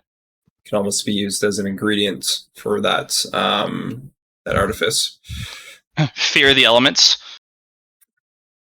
Yeah. Not just fear, not just a multiplicative fear, but a fear the elements instead of fear the unfearable. So that the elements, you could scare them away out of people's spells and attacks. If Allie wants to give that up, it can also, it can be either A, put into things, it can give you a plus, it can be attached to a set piece. What is this? Do you remember the lotus you got from the maze? No. When we went to the big ponds and you went like all left every time. And then in the middle there was this multicolored lotus that you collected. Yeah, if I use that lotus, I can create an additional set piece to your Fearbringer set as a form of earring, so that won't overlap with the rest of the stuff, which when combined with the entirety of the Fearbringer set will allow you to not just fear the unfearable, but to apply fear to the most basic of elements. So you could, in essence, scare fire into not being as hot so you could walk through it. I don't remember this lotus, so it can't be that important. So you can have it. It's being made for you too anyway, so. Consent. Okay. So what does our spitter lady need? Catalyzer Susie passes you over this really scary spider bone mask, skull, something. I want to use this as a new thing for myself. Think of it like my superhero mask for our costumes. I want to wear it when I have my costume on. Speaking of costumes, Catalyzer Susie flicks you in the head. Pick your thing already. Pick the thing? Yeah. So I posted in chat a while back. You need to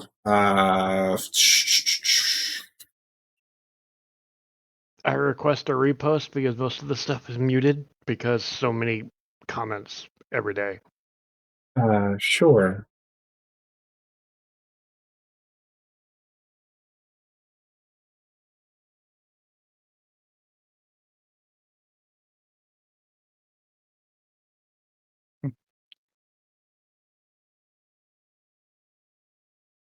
It's pretty much a like a superhero costume, and that superhero costume gives you elemency affinity bonuses when when you so strong. When we combine them in a constellation, it creates like a Zoltron combo, just without physically forming together. You make like the earlier Eatsley, Mothman and I, we created like an eye constellation because we only had 3 of us. Cool. I just need to pick an element. You need to pick elements. It can be any of the ones that we have in our party, which is a lot. And you also need to pick if it's going to be like a gas giant, a comet, as Eatsley's picked. It could be an asteroid belt. It could be a nebula. That's what I've picked. It could be a black hole. That's what Million picked. Could be a moon or a sun or a black sun is what Allie picked. It's like an inverse of a,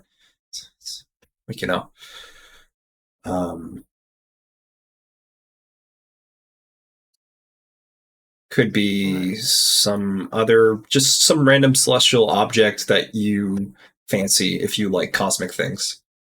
And it could be a planet. Could be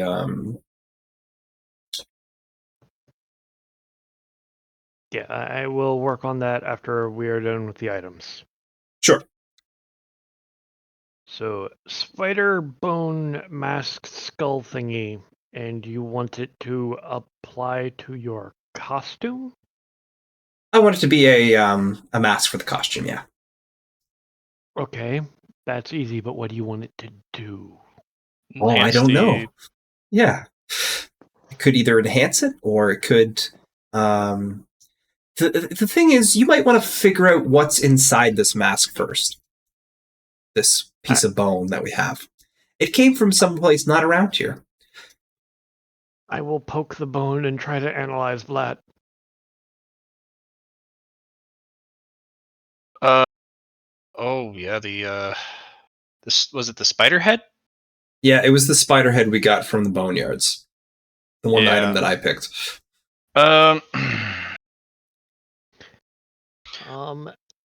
If it, you told me in situations like this to let you know when I have skills that might matter.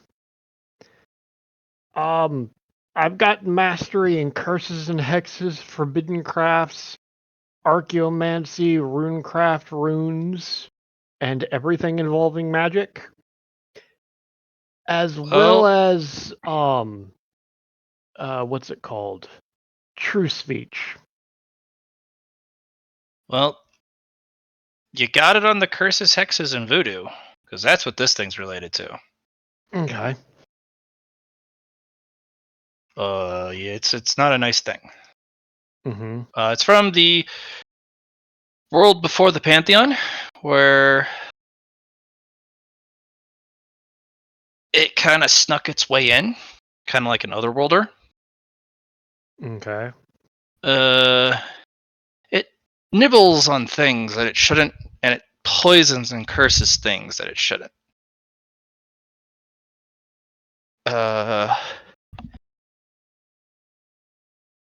Think of it as a phase spider, but it can bite you out of phase. That's its entire shtick.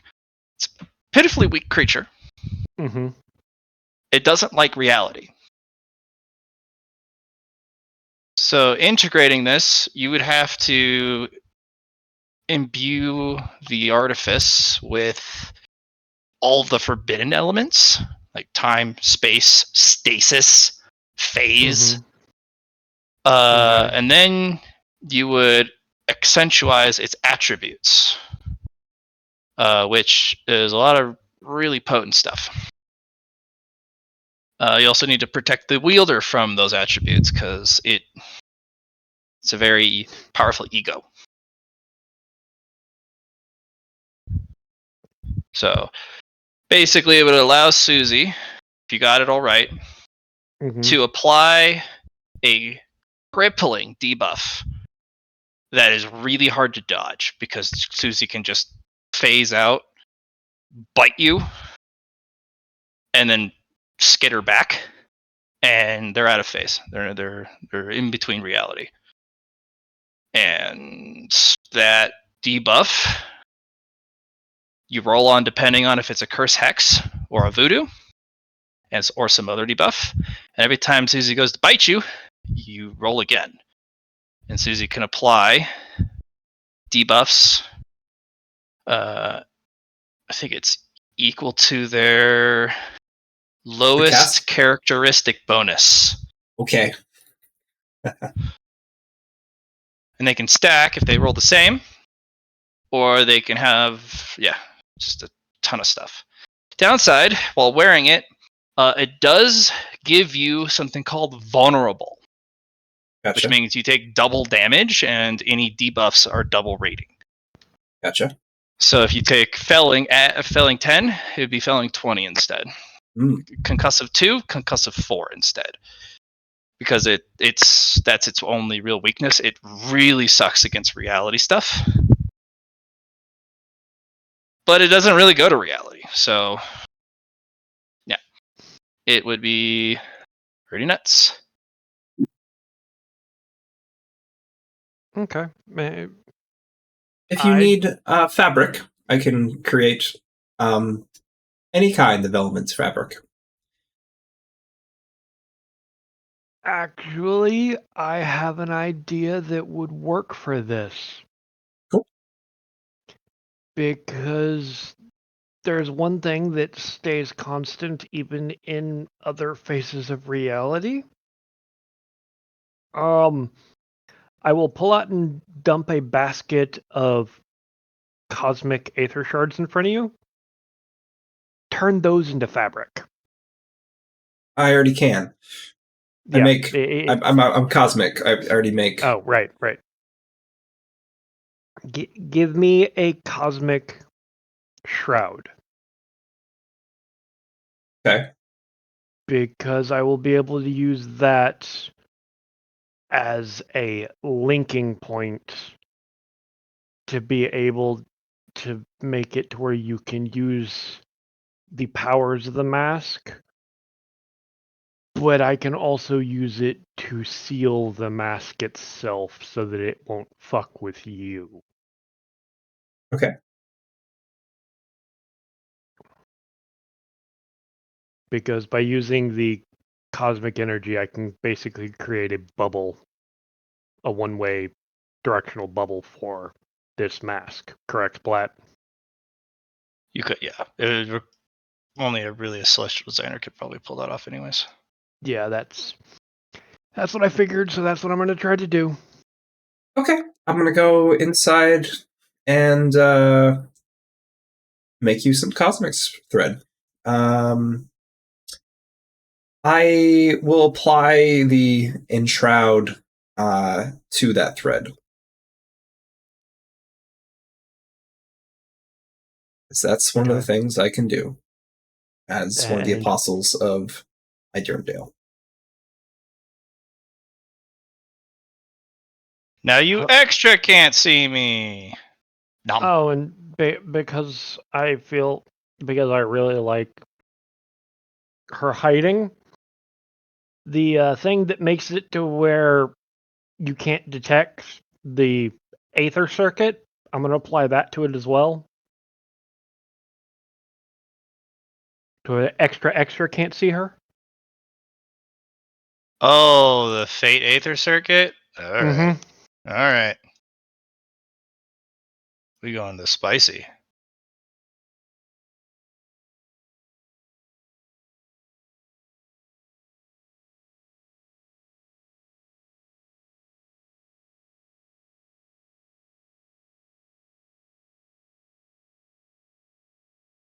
So far, is what I'm making, and the special materials being added to it. Going down the list, Char, is there any other materials that you want to throw to add to your armor?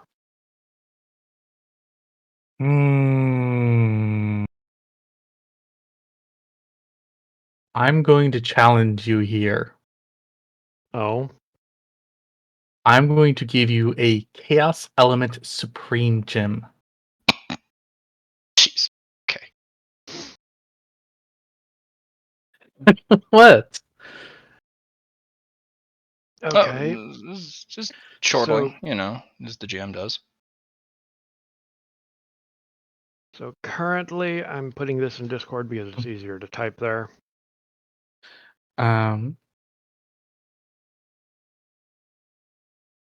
And I'm also going to be calling the debt that was owed to me. Oh no, I already called that debt in, didn't I? They called in a debt of information. That's right. Never mind. So you are giving me a supreme grade chaos gem. Yep.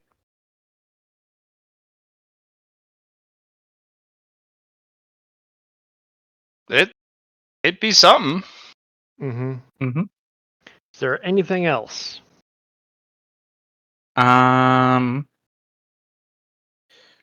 Do.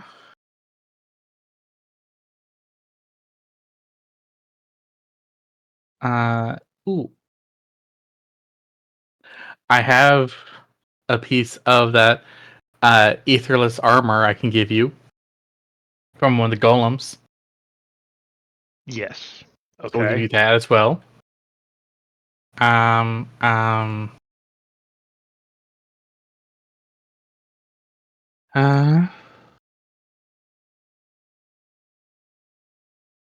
Hilariously enough, I'm going to make a recommendation.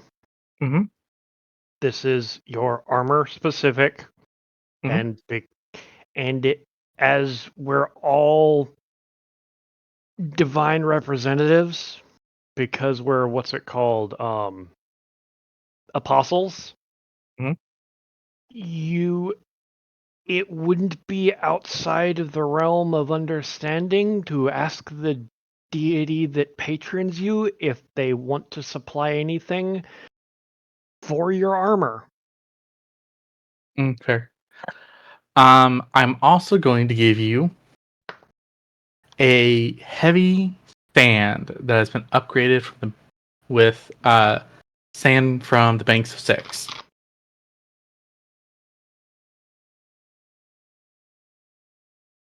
No pressure. Yeah.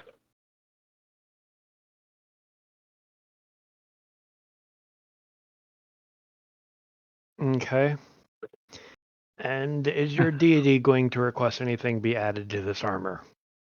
I will see if you would like to sponsor this armor.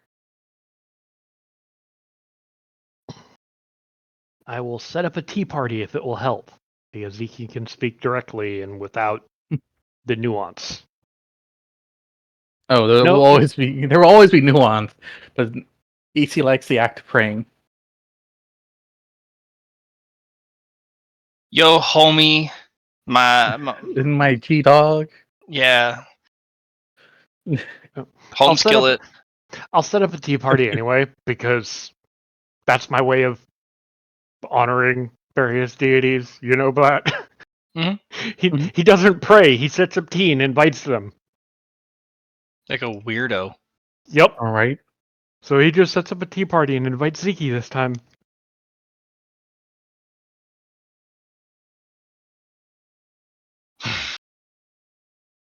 Kind of rolls in. You know, kind of how Zeke does. He just kind of approaches. Mm-hmm. Okay. Simple, straightforward.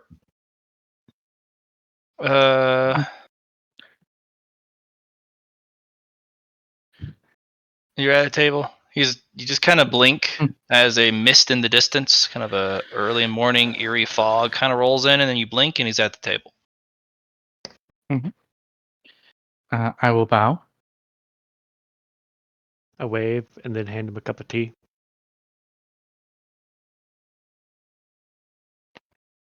Okay. Ziki, my sibling here is crafting me an armor set. Is asking me to ask you if there is any material you would like to sponsor for this. I'm going to kind of put down like a list of things I've already put into it. He doesn't even look at it. He kind of gets up with his teacup and tea saucer and just kind of paces in the background. And it's just you can kind of feel the weight of the contemplation. Hey, Ash, because it's him and he's a prankster while also being unbearably innocent, is just going to be. I don't know if it matters. It's also technically my first official craft for an apostle as a celestial designer. He still kind of paces before setting the cup down on with the saucer, really gently.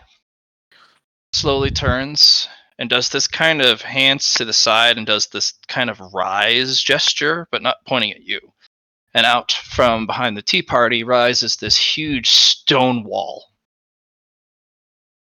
And he will reach into his robe, pull out his dagger, reach into his robe, and pull out a hammer. And he will chisel the wall as a writ. And then when he's done, he waves a hand, turns to dust, And then he collects it, gestures the dust at the table to form a stone tablet. He then sits down, and he basically carved like 1,000 letters in a brief moment. And he then picks up the tea saucer with the teacup, goes back to sipping. That is a new writ. Oh, well, look it over. With me evils that I don't have. Alright, roll God's tongue nuance. Nuance. Nuance. Nuance. It's so far up there. I can't believe I was there. God damn it. I think I have a plus. I'm not even going to bother trying to read it because while I can speak clearly and understand clearly, I cannot read it.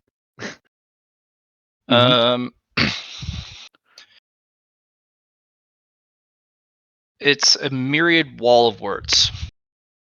It's a protective writ. So long as you know the god's tongue and you have proficiency in it, you can use it for your defense, but it uses up the letters on the tablet. Mm-hmm.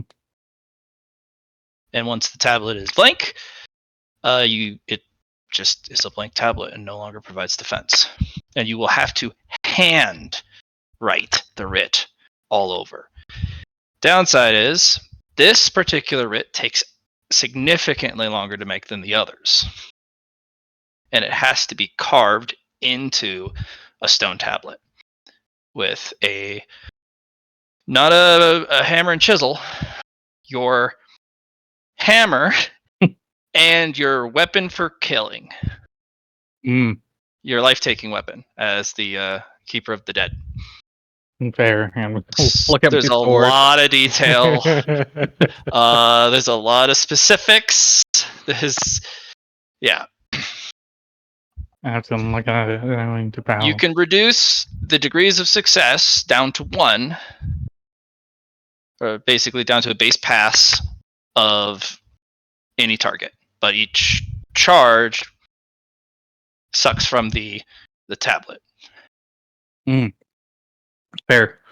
It has not 1,000 charges like you thought, but 100.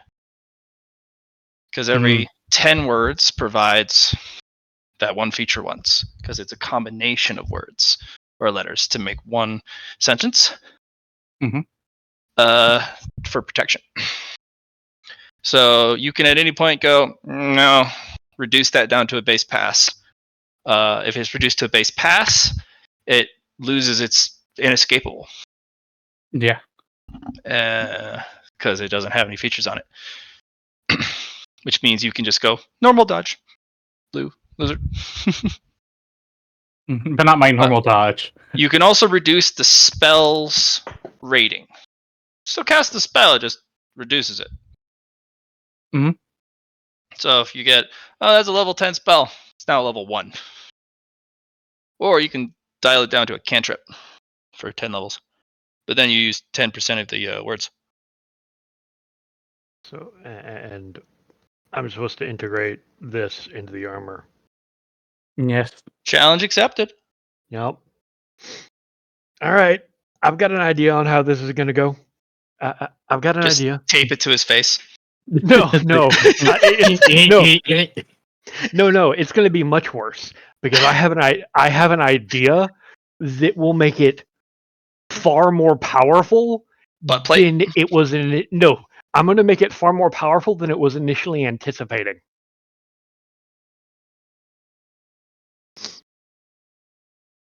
Okay. But it will consume Aether in the process. Because it's going to be integrated into armor, right? Mm-hmm. And Eatsley's weapon is all about drinking blood and eating things. His armor, to compare, is going to consume Aether stones to offset the energy of the true words that would have been burnt away in using it.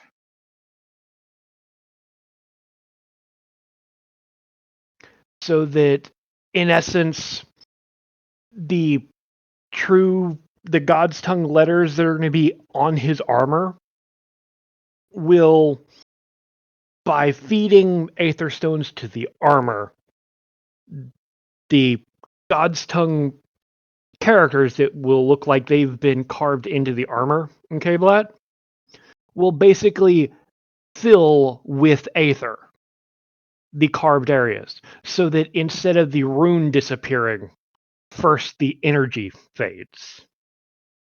That one is going to be probably not possible because this is a writ. And you may know God's Tongue, but Aether does not. There's not enough. You'd have to use Divine Stones to replace words, or do what the words are doing. There's also a labor and faith aspect of the writ. Laboriously carving those words properly, correctly, with pure focus is why they kind of work. So there's a faith aspect and a devotion aspect. Then I'll just apply it to the armor. It'll just look like God's Tongue characters are flowing across the armor. Okay. Because it's got to be decorative and pretty, because it's Ziki. But it's also got to be unbearably complex so that nobody can ever understand it fully. That tale no tales, but they keep impeccable records. Exactly. So, what is my DC for making this? Okay. That one is going to be a 350. Okay. So first off, before I do the thing, I need to roll my archetyping, which is going to be plus 120 plus 150 from tools. And because of mastery, 150 plus. It's a really difficult bank. So first off, let me do this. I need to roll archetyping with that. You got this, fan.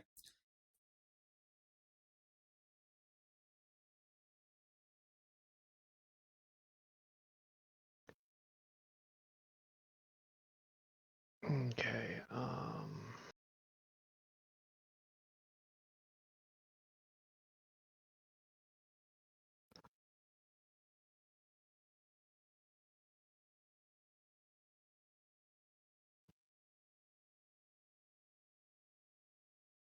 Yep. And then the numbers get bigger. Yep.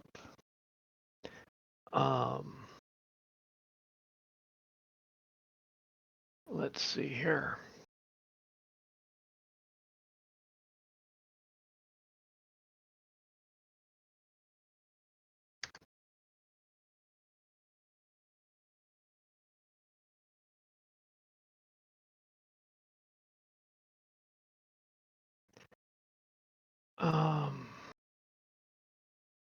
Hmm.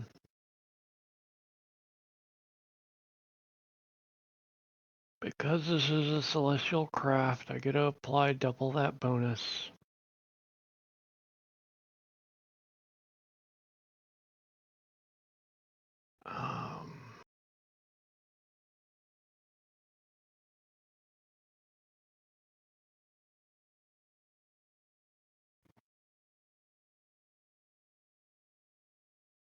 And with my celestial hammer, I double the final bonuses that I get again. Okay, so let's see here. Final total bonuses.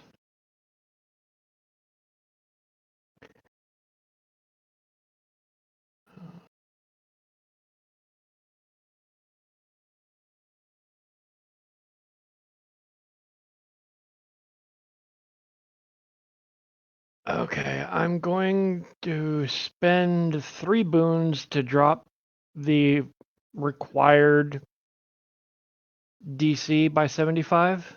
Sure. Okay. So it's only a 275. Okay. And I'm rolling with my final bonus of 2,920.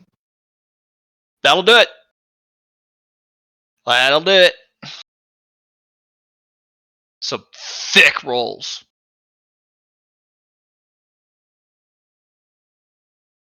Yeah, that'll do it. Do you want to use a fate coin to roll 1d5? What will that do? You can get a 1. You have a 1 in 5 chance to roll 1. Oh, sure. Why not? Okay. Why not? Good try. All right. Yep. Zeke has sponsored this. This armor and your blade are a pair. Mm-hmm. If you perish or you wish to hand them off to a disciple or let Zeke reclaim them, they may be granted to another apostle or close follower of Zeke. So they are now a part of his sacred armory. The blade is still in trial for a divine weaponship. It needs one more evolution, one more major improvement. But the armor is divine, since Zeke sponsored it with the writ. But, ironically, it loses its divine status if there are no letters on it. The labor is to put them back on. If it is divine, and you were to just die, the armor loses all of its letters, goes to being treasure, and you live. But you are at -9 critical. Char. It's Ash is just going to, eyes are suddenly going to flash in light. He's going to hurry over after handing you the armor. Give me your sword. I have an idea. All right, I'll hang you the sword. I have the material to do it. I know how to make his weapon even better and far more terrifying than anything could be.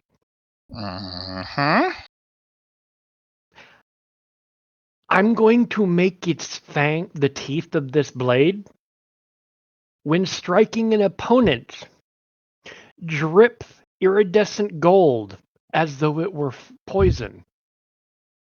So every time he strikes the enemy, it will apply a further increasing percentage chance of instant death.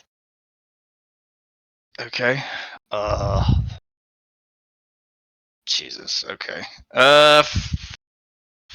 It won't make it divine, but you can add it. To make the weapon divine, it's almost like a labor. Eatsley has to make another blade and combine it into this one. Yeah. It needs one more combined. But you can add the iridescent gold on it. Oh. Here's what we're going to do, because we're not going to put that on the Nodachi. You're going to put this on my Mako wheat. Oh, I'll do it. And then you can combine it later, and then... That's the one with the... okay. Don't even bother rolling. Just roll a D100 to see if you roll a net one.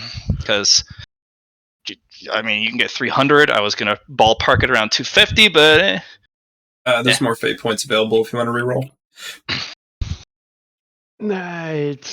This isn't a ridiculous thing.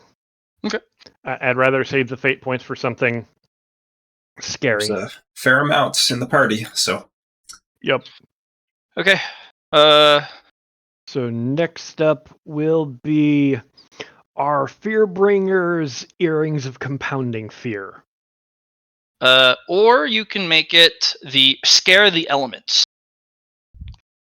Yeah. Yep. But it would require that special material that Allie collected, and it doesn't have room for both. Because one earring will scare the sympathetic elements, and the other earring will scare the unsympathetic elements. Yeah, I'll go with the scaring the elements. It fits better, I think. Would Allie be willing to give up their treasure?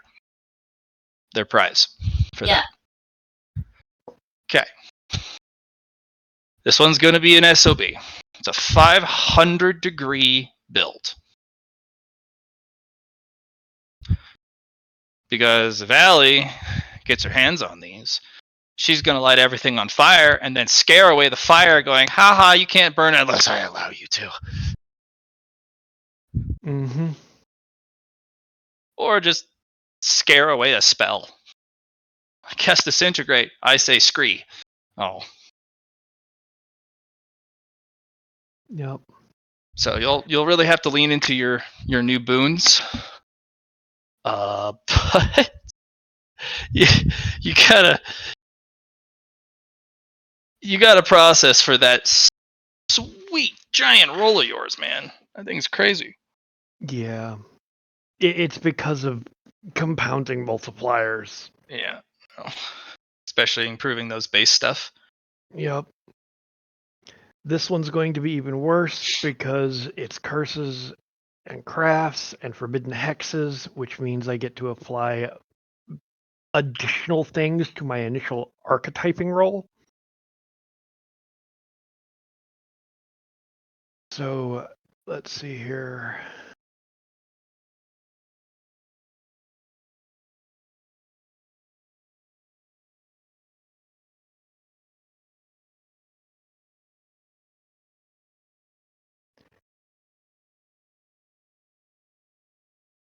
And this is an ancient item, isn't it? Because it came from before the gods?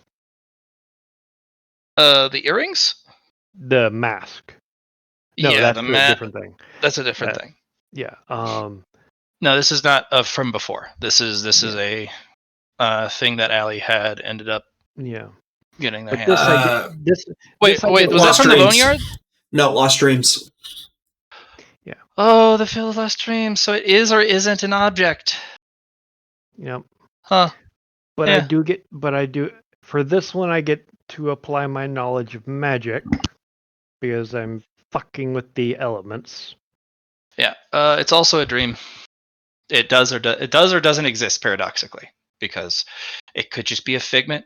It could just, could have just imagined it, or it could be tangible and real. Okay. So if you have something dream related, you can add that over the magic. That would be archaeomancy because it. Mm-hmm. Yep, and applying that. So this will be my archetyping roll for this.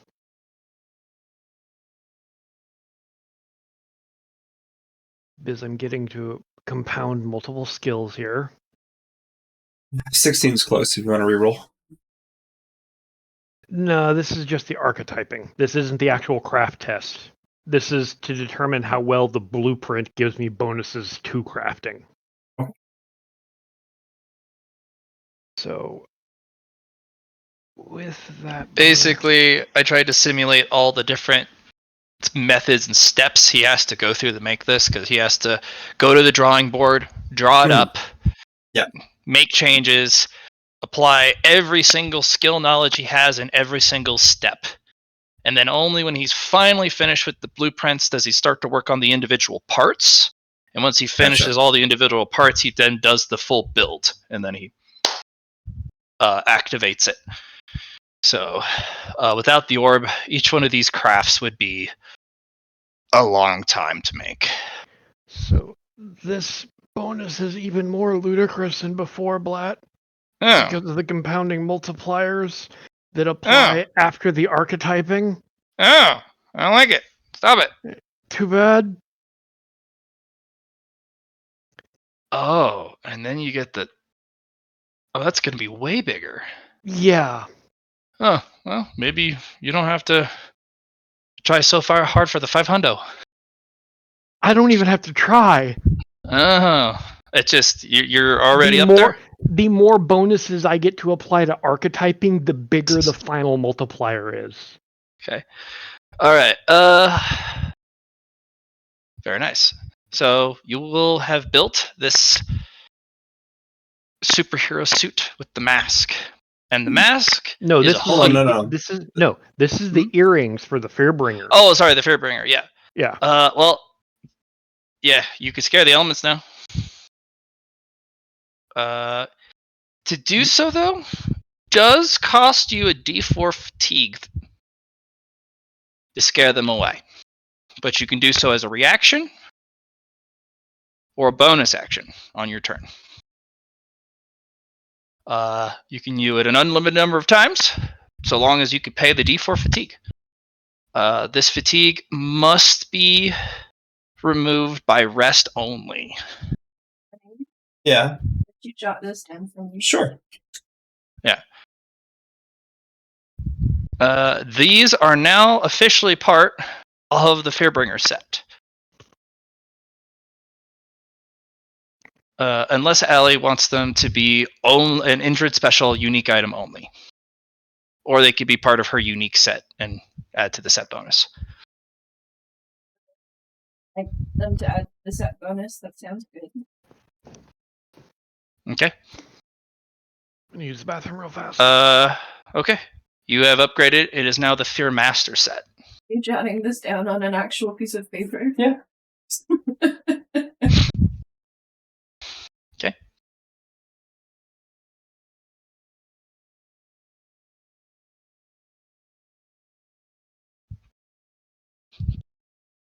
When part of the set,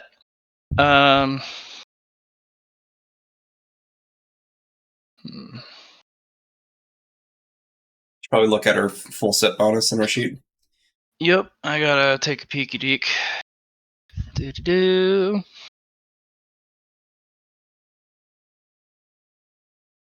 Oh goodness. Scrolling down, that's a lot of stuff.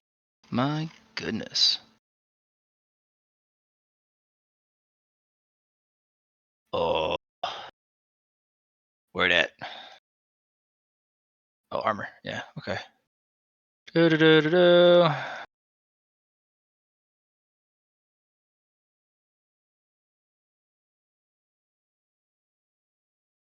Gross.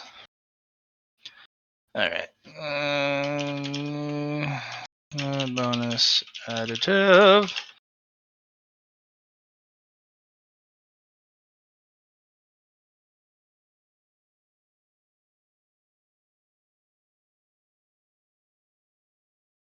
Starting to feel a little less nauseous. Oh, that's good to hear.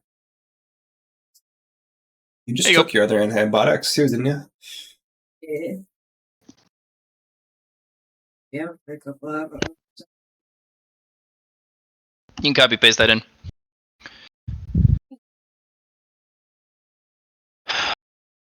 Okay. I got a few questions for you, Matt. Duh. The Daydream Shard, was that treasure grade? Not really graded. It was meant to. If you found enough Daydream shards, you could Put them combine them together. to make a full Daydream. Yeah, just wanted to double check on that. Yeah, but the Daydream shard did kind of skew the chances of getting a Daydream on those Yeah. rolls. Yeah, for sure. Even if he got a really poor roll series, he was probably more likely to get that option. Or like But it doesn't yeah. really have a quality rating. I just wanted to double check before I continued. I'm just adding up the characteristics I gained from doing his evolutions. Oh yeah, you get big dick bonuses from doing this. If you do a lot of big ones, or Yeah, a ton of them. So doing the 7 was probably pretty good for you. it was only 5, by the way. It was 3 superior and 2 flawless. Yeah, 7 total. But you get some stats from those. Yeah, that's nice.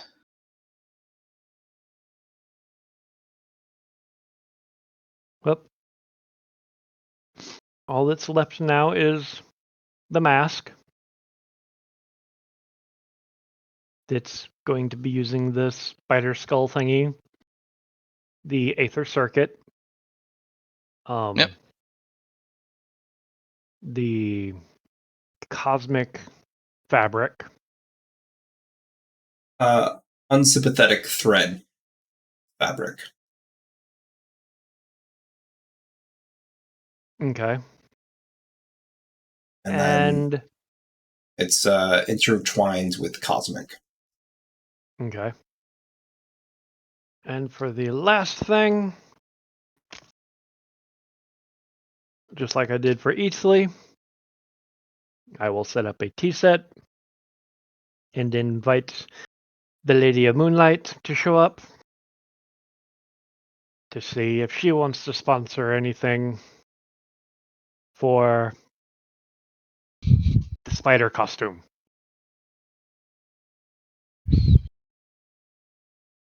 The Darrendel's it's got a lot of antics, tell you what.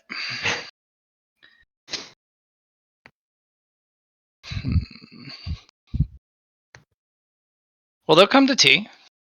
Mm-hmm. They're the one who never turns down tea. Yeah. They'll cover the sky in beautiful moon and stars and night sky. So it kind of feels like you're having tea on the tallest mountain with the perfect sky.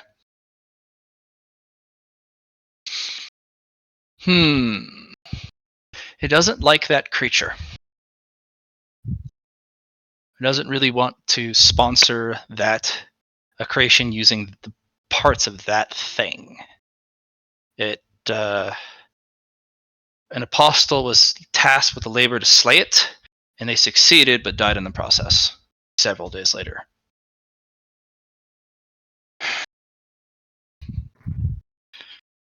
It's a horrific thing, but it is fitting that it is also used as a trophy.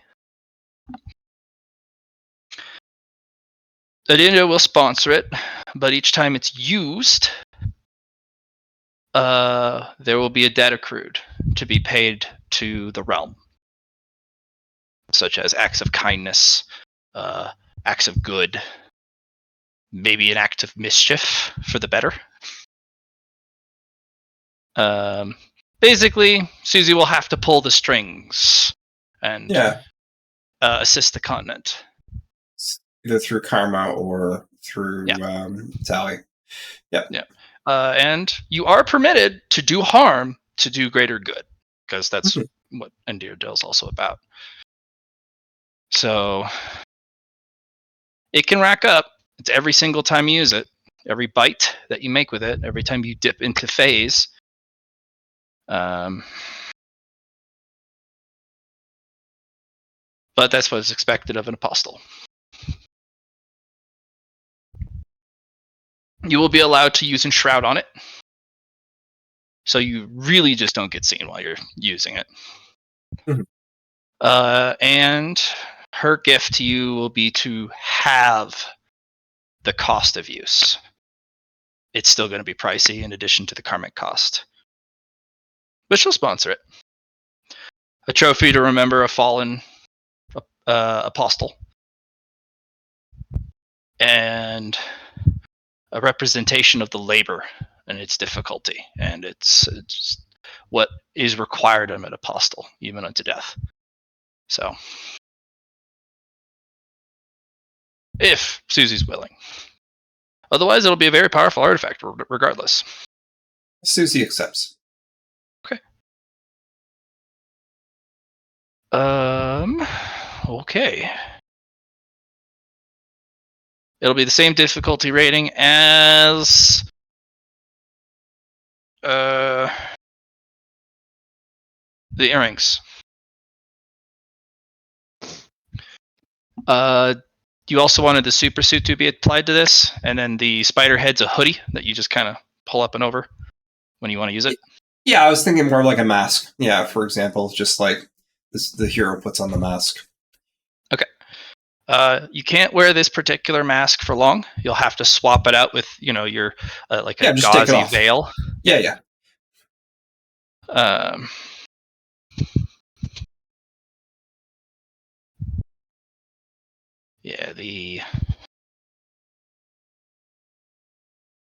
One of the real difficult parts will be not to gain ridiculous amounts of insanity while use, because seeing the way that particular spider sees is not natural. It's very confusing and disorienting. So we'll just crank it down to fatigue, It was supposed to be 4d10 fatigue each time you use it. Now it's only 2d10. And you can reduce that down to 1 with other fatigue reducing abilities. Because you have to rip yourself from reality, squeeze yourself paradoxically between the layers of dimensions, squeeze your way down, squeeze to the part where you want to bite that guy, bite him, and go back. Can I reduce the cost or the cost of fatigue Fatigue. towards her for each use by if I get additional successes beyond the needed? No, because you can reduce it with other abilities. So if you have one of Eatsley's fatigue reducing abilities, or Eatsley pulls fatigue away. Yeah, it should be fine. Okay. Yeah. Okay. He can only, each time he's used, it does add 1 fatigue he can't pull away, stacking. But still, he can just pull a bunch and then throw them at somebody. Okay. Very powerful. Have you looked at the mantles at all when you're making these artifacts? I don't think he does. Nope. You might want to take a because- look-see. You might see something you like that might help. Where are they? I know if they're you go somewhere in the pile of stuff. If you go down to game handouts, Okay.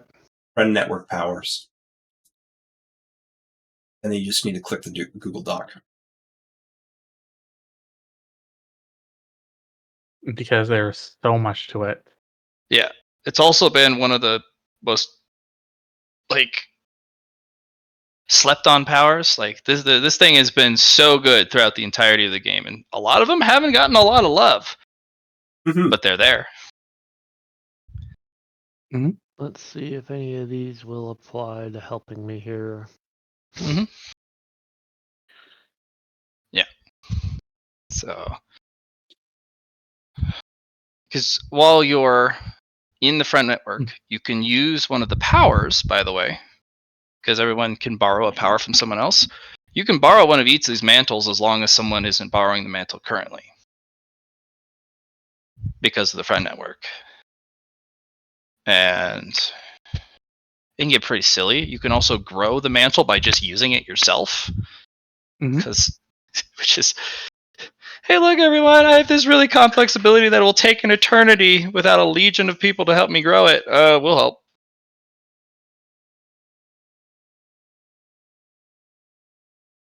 Grass mantle is a suggestion, mostly because you're undergoing a crocodile trial. mantle.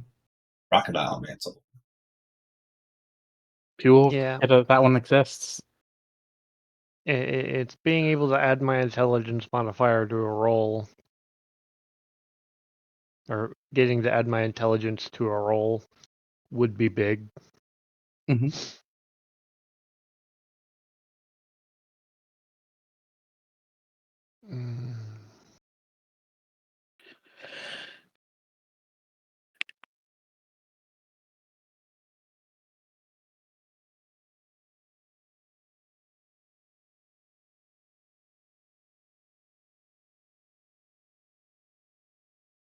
Actually, I can. We can define the monkey real quick and make it a crafting mantle. That'd be helpful. Sure. Another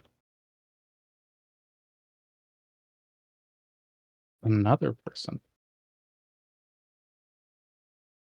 Yeah, it goes well with the monkey giving fire. I like that. Yeah.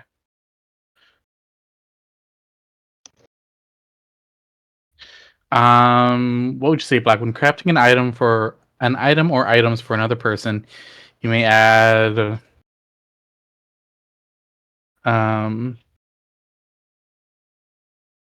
your intelligence bonus times 10 again. How about an addition? No, not an additional roll. Additional roll would be nice. It just seems too similar to the the first one, I guess. Fair. Is this for Grass Mantle? No, this is for the monkey. It's for crafting items for someone else. Add a feature Mhm. that you would think they would like. It can be flavor. It can be aesthetic. It can be a minor tweak. Yeah. You guys, I don't think you could use monkey very That's the much, thing. if at all. That's why we're defining it now. Yeah.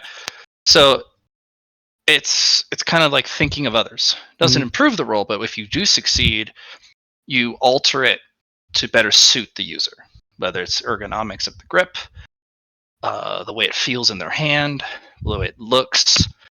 And each time you craft or improve the object using the monkey mantle, you can make additional improvements. And the more you use it, the more it grows. And then it eventually becomes the frickin' water mantle all over again for crafted items for other people. Mhm. Where you can go, it's a big change. Look, I've doubled the damage. Love me. Yeah. But that'll be further down the line. Monkey. Yeah, that's our suggestion. Especially since you're not using any other powers. So. A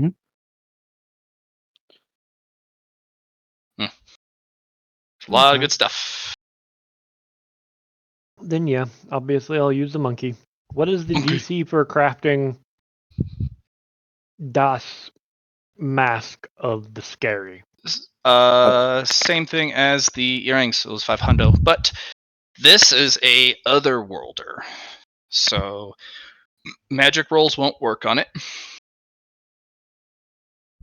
So you can't add magic. But I do get to apply curses and hexes, forbidden crafts, archaeomancy. Not archaeomancy. Not this one. Curses, hexes, and voodoo, yeah. Forbidden crafts, yes. Unless you have otherworlder. No. Unfortunately, archaeomancy won't apply. But I do have a thing that I can roll to attempt to force the otherworlder to work with me. Oh, there's no otherworlder here. It's dead.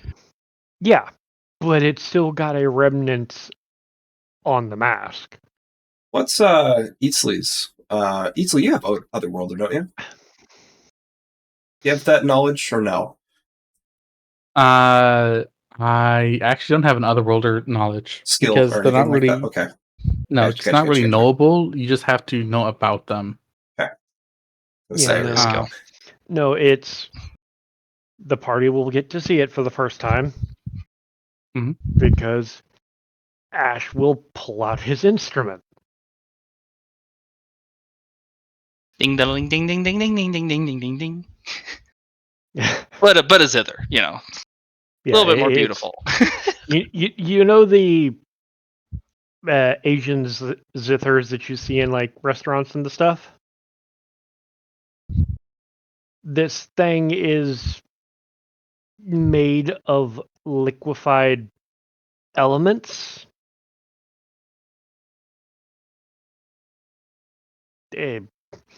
I'm not going to go too into it, but I'm going to make a roll on the splat. Well, you told me I could.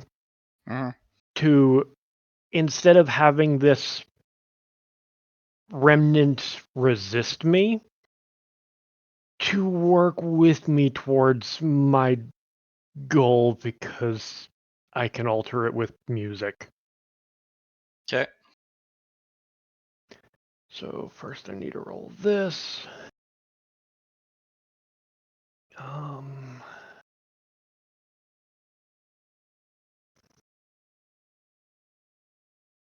Okay. So and then the final musician. So instead of archaeomancy, you can add a base int test. So that's the final bonus. Yeah. You can add a base int test worth of DOS.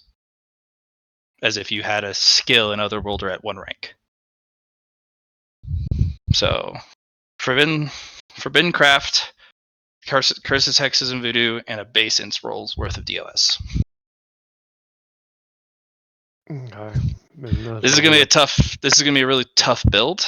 This will be applied to archaeomancy or to archetyping. Yep, archetyping. So yeah. If it's magic related, really hard to add it because of the nature of the spider.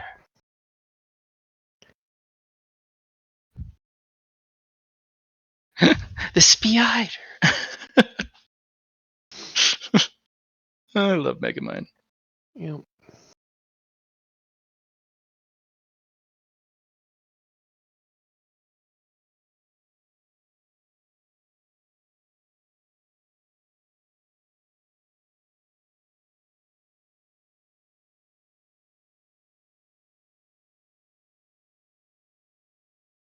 So I'm looking for a 500 again.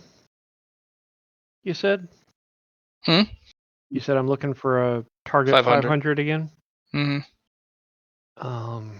Might have to lean into those boons now. Yeah. I got some help too. Just give me a second. So that's 6, 7. I'll just add 7 to it right now. Can we go over 100, Matt? Per characteristics? Can we go over 100 per characteristics? Or it's 100 the max? Depends on which god you serve. So if you are a apostle, yes, as long as they are within the associated characteristics of that god. Is intelligence within the characteristic? Durandale? Oh yeah. Yes. Okay. Durandale's cunning, canny, sly. Yeah. I'm currently at 95. I'm going to add 6, 7 actually, to my characteristics from the Evos we just did. So I'm going to be at 102. Also at 102. Cerebral brain. I'm manifesting my intelligence for the Silver Fang here. Oh, jeez. So your roll, you're going to be as if your intelligence was 102 with 4 naturals. Plus to yours currently. Oh. Instead of the 80? Instead of just 80. That will add another... That is one of my charges for the session for Give Me the Gimmick, but alas, I have a bunch of them, so... Another bonus of that to that, which does make it a lot easier. Because I'm feeling fancy, and because the Shiny Moon Lady, who always has tea for me, or tea with me, it said that she didn't like this mask,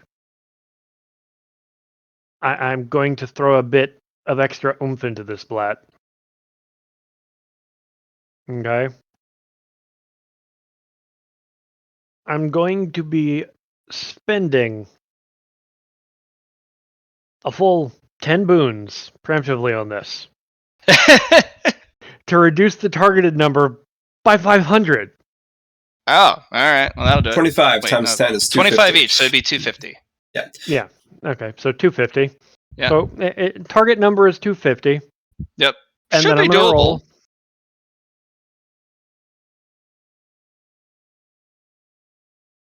Okay. There's a few things we're going to add to this. Well, we're going to use he doesn't need to go. He doesn't need to go +9. He already reduced it by 250, so he's well over. Oh yeah. I'm applying my destiny fragment to this. Oh, okay. Yeah. The big thing that I wanted to do is I'm going to spend one more boon because I can, thankfully. But this is the special perk of being a celestial designer with multiple Archmancer classes. Because I doubled the required degrees of success, as you told me, Blatt, to let you know. Close. No, because I'm reducing it by another 25, I do double it. I'll do it. because of that, this qualifies as a divine craft. Mhm. Which means it's already been sponsored. Yeah. which means we can apply officially a divine skill to this item. Hmm. But that's also entirely in Blatt's wheelhouse. Yeah. With the Destiny Fragment involved, the thing that manifests with Idarendale's Chicanery will reveal kind of what the spider does. The spider's bite randomly inflicts one of the 7 sorrows. On the target? Yep. And it may stack. Now, the funny part is, with the Divine Ability plus Destiny Fragment, you may pick which sorrows applied. Okay. But you don't know what they are until you've done them. So that's Idarendale's Chicanery here, their mischief. You don't know what the 7 are, you'll have to find them out as you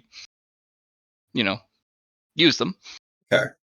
But once you know what they are, you can then now pick which one they are. Okay.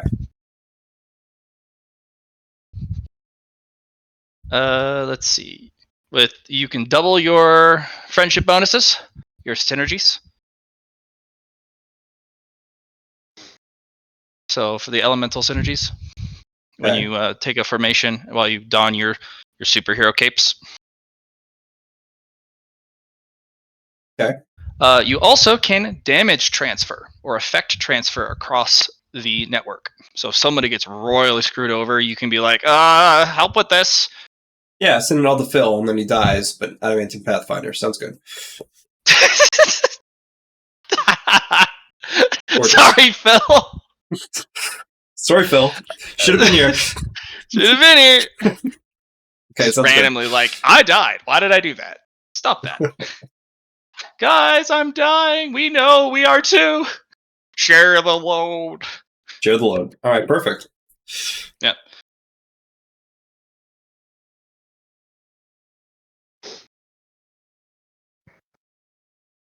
All right. Gorgeous. Okay. And then your artifact. What are you making for yourself? Because you're gonna need one. I know. I'm trying to think of something. Mm-hmm. But I can think of things for other people. It's real easy that way. Yeah, but I can never think of anything for myself. Okay. So let's do it a little bit this way then. If anybody has any ideas, I will happily accept some help in figuring something out. Okay. You got your ward, no trouble bubble. That's pretty powerful now. You have a weapon, which is your magic spells. They're pretty effective. You're missing action economy. I think besides Allie, I think Eatsley is then to Eatsley. I have action economy from legendary actions. I do too. I can take movement actions equal to my number of legendary action points. I have legendary actions. Yeah. I just bought all my movement like him. Yeah, exactly.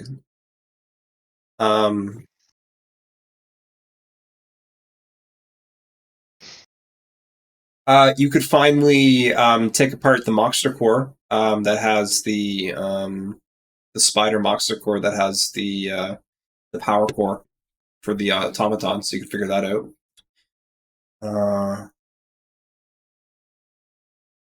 Shit, be right back. Sorry, somebody's knocking at the door. No worries. Don't let him in. This is Maury. No, then Maury brought back a child.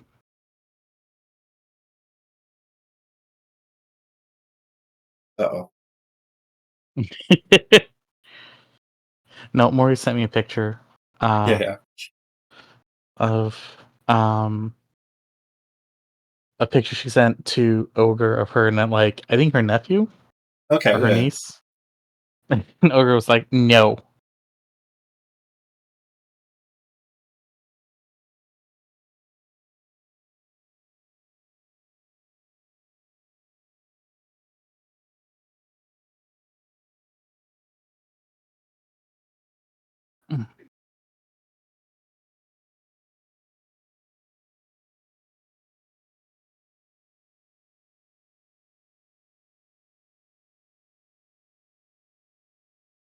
Yeah, sorry, it's going to be a minute. My neighbor needs some help with some. Sorry, guys. Okay, that's fine. Yep. Well, unfortunately, I had a suspicion. We all had a suspicion. Yeah. Yeah, Johnny, you called it in the nuts, like right on the nose. But it is necessary.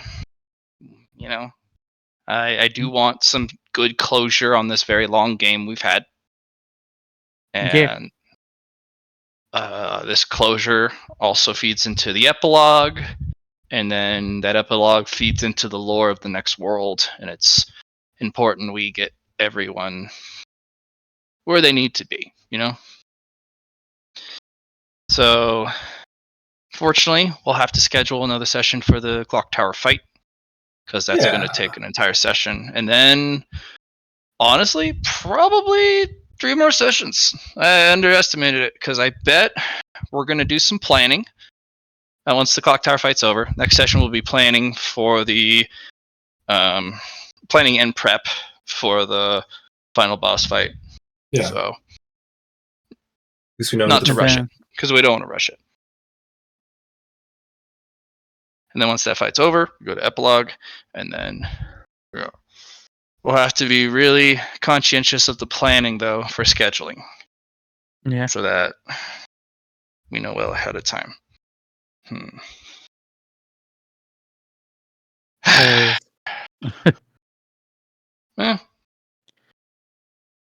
If I As make long it as to my there's epilogue, I communication. have plans.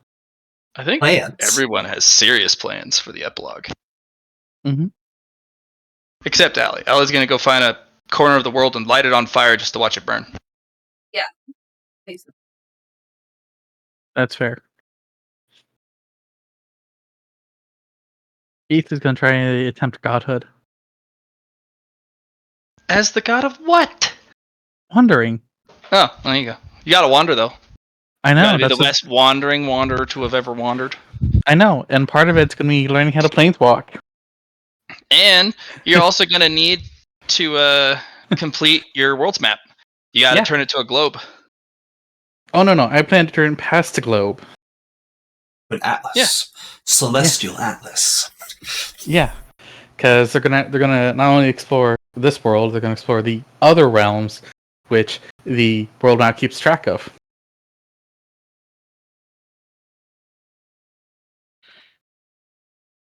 I'm gonna wander everywhere. I'm going to evolve everything. I'm gonna get all the all the base classes, anyways.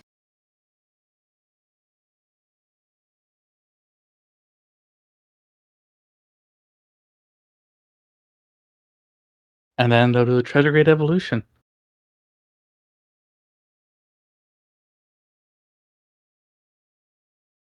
And become God. God of Wanderers. Travel. And martial combat.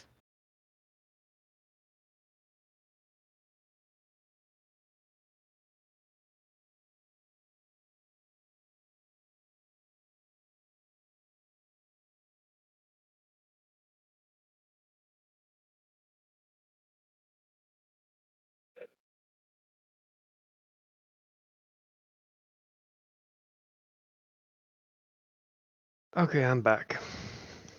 Welcome back. Sorry about that. Fucking annoying. But not gonna get into that. So, I need to make something for myself.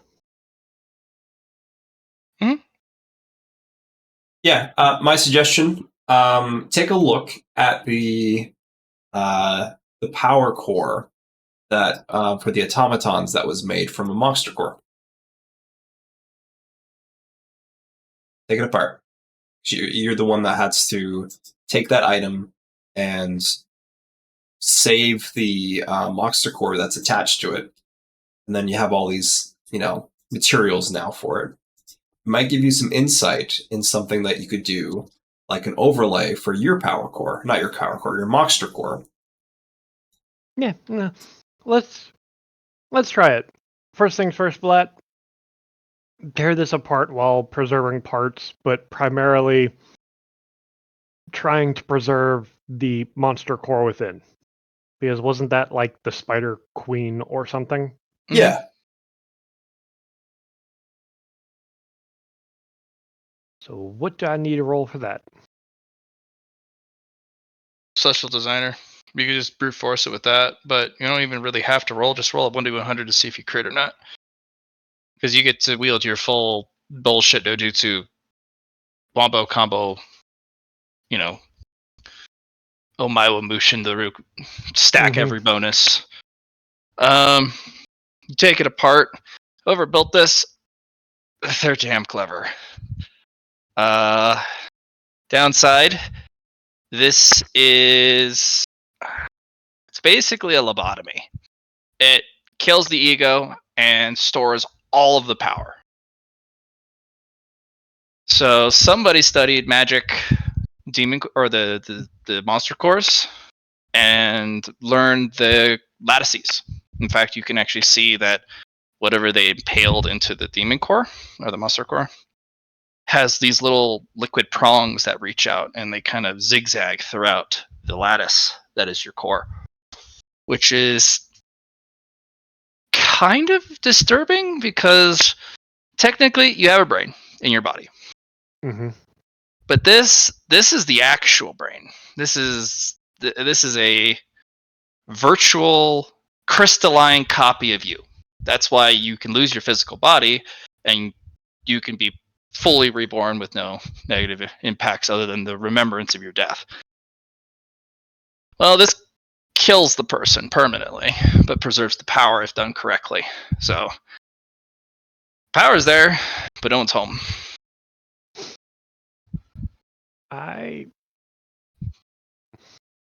Nobody's home currently, but I figured something out a while back. Remember when I accidentally figured out that if a monster core is damaged, no matter what the damage is, as long as you were to pour in a certain amount of mercuria, it will restore the core as long as it's not utterly destroyed? Good. They would have bad memory lapses, but yeah. But what if I used spells to properly fix it? It would be a long-term recovery. They would have to spend quite a bit of time kind of slowly remembering the things they forgot. It would be a multi-year process for them to recover, but you think you could. Could I expedite that by combining the spells Make Whole with Fabricate, as well as the autonomous feature on the Mercuria? Well, you wouldn't need the autonomous. You would just put it in there. You would need a speed up. Time is your enemy here. You would need something to speed it up, which you could use the orb, but it would still be a good bit of time. So. Oh, I've got the two things that can fix that. Because this is obvious cruelty that goes against the way of things. Yes? It goes against the way of Monstre, but humans have never subscribed to that particular way of things. They do just as cruel things to absorb all the powers out of it.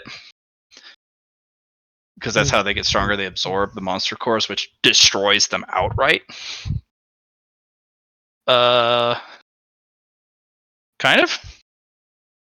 It's by Monstre standards rather than human standards, so it's culture specific.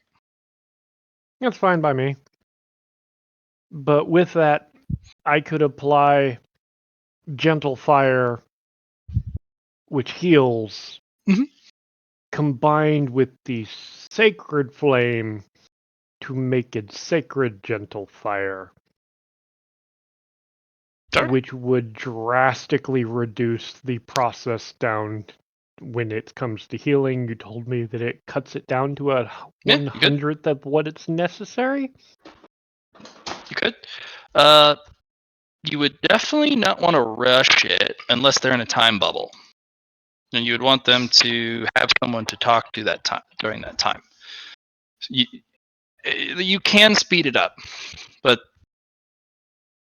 the mind, the person, the entity, also needs personal care. Kind of like they need to go have a caretaker, someone to talk, someone to walk them through the recovery, like you would at a hospital. You need Dr. Susie. Yeah, you need Dr. Susie. Dr. Susie can easily do that. Dr. Susie also has the ability with catalyzing to put them into an evolution and put them on pause in that evolution.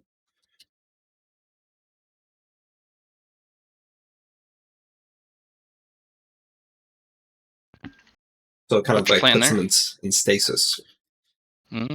Yeah. So I think between the whole party, with all of your assets, abilities, bullshit, you guys could restore them. Depends on what you want them for, because technically, you could still fight the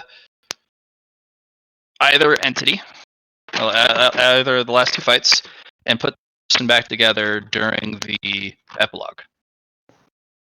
I was just told that the Queenie was the last of her kind and Mhm. was requested by Moon Goddess to save her.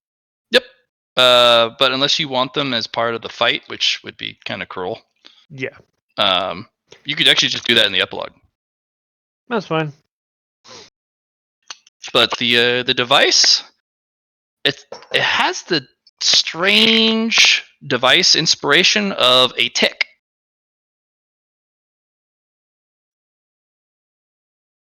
I Like think the way it latches onto the Mhm. monster core. I think Freeman is definitely those Half-Life crabs. Yeah, head crabs. Yep. But it's a mechanical clockwork variant. Mm-hmm. And then the venom is the little liquid mixture that digs into the lattices to tap into the power. So, not great. In fact, it's outright spooky. Most monsters would just prefer eternal death than whatever the hell this is, but well, some of the things Eatsley has done to humans is equally horrifying.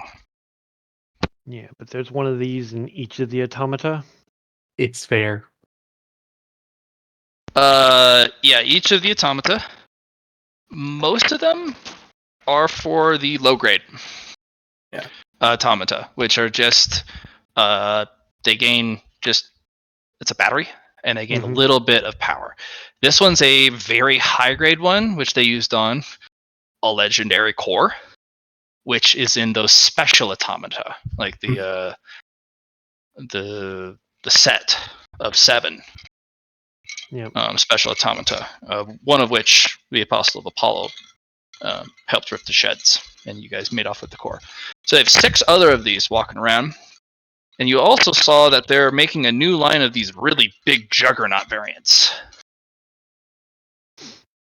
Although there probably won't be too many, because of the you guys also heard about the complaint of the resources required to just make even one. But they're definitely going to be a huge problem. Just the automata in general, the elite ones. But the funny part is they remind you a lot of the automata found in the Tower of Heaven, and nothing in that can't be fixed by a fork disintegrate. Nope. So, or just Phil smashing it.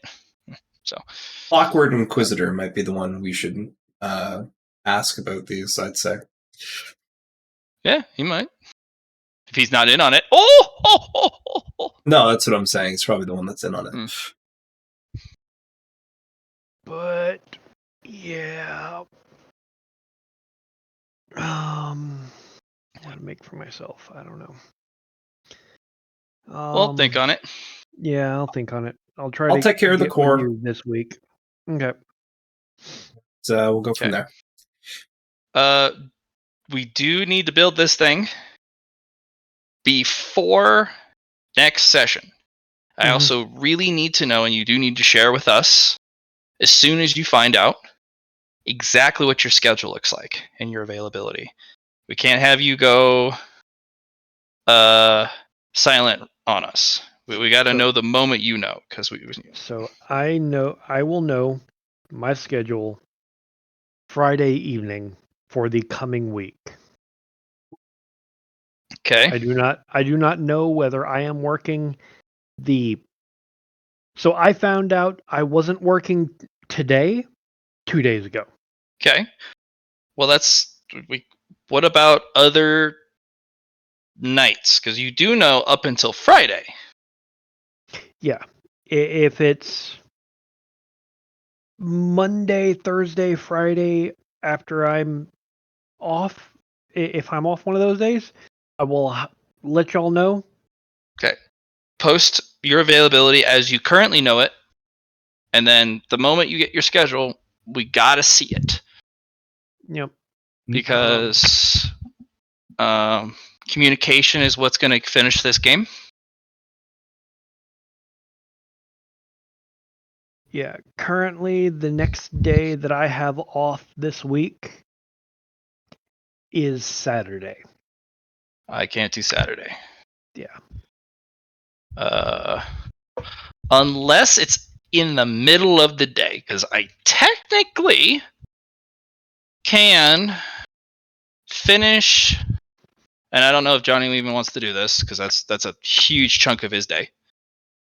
We go from 9 to 2 normally, and then I have from 2 o'clock to 7 o'clock. So technically we could play from 2:30 to 6 on Saturday. But that's a lot of D&D, Johnny. I don't know if you'd be up for that. Yeah, if Allie's okay with it. Yeah. But I could do that. That's going to be that's like it's a lot for you, Matt. Honestly. 14 hours of D&D. Yeah. I know we're missing Casey. Don't know about the other 2 two. weeks. Yeah. Yeah. Well, we'll mostly be doing personal stuff, and then I'll have a couple activities for everyone to do for the 2 weeks all together, because we'll have Tim. I don't know what happened to Will. He just disappeared. Yeah, I'm going to ask if he's okay. See what's going on. Yeah. See if we can get him back in. Then I'm still going to have activities for you guys to do, and if you guys want to do those activities or work on free stuff, that's the plan. That's what we're going to do. We're going to do all that crazy stuff. Excellent. But yeah. Regardless, if you are able to, and Allie is willing, and you're willing, we could do 2:30 to 6 on Saturday. 2:30, yeah. So like 5:30. Allie, Saturday 5:30. Does that sound like a good time? Yeah, Allie says okay. Okay, then tentatively Saturday 5:30. We won't be playing Sunday then, correct? If we play Saturday, we could play Sunday, but if the schedules apply. But yeah, it'd be a one of, yeah.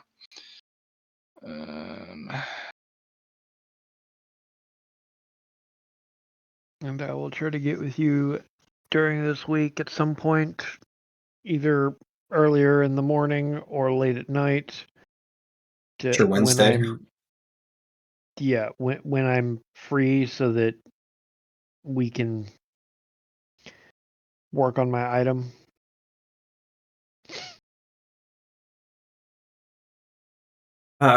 I guess we'll call it here then. Or do you guys want to still do stuff? Allie and I are ready to call our quits. Okay, yeah, please. Okay. Thanks for the session, Matt. Yeah, no problem. All right. This is a rough idea I have. Launch enemy here or in Activate the editors.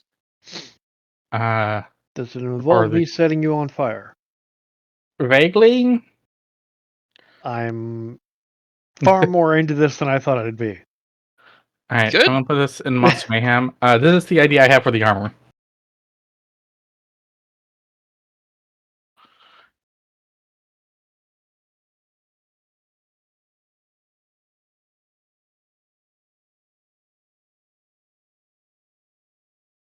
Where to go?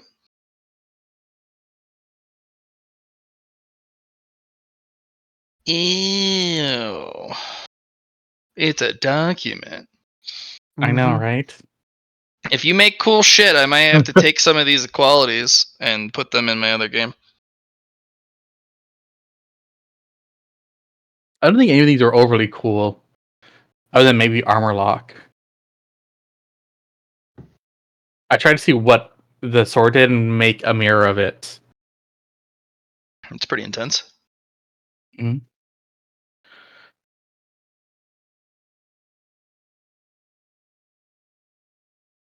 Oh, jeez. Wouldn't it be a strength test equal to the armor's weight?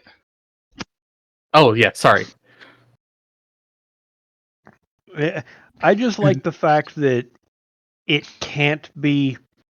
This armor can't be ignored by anything that is of lower quality than itself, because it qualifies as a divine armor. You have to get smacked with a divine weapon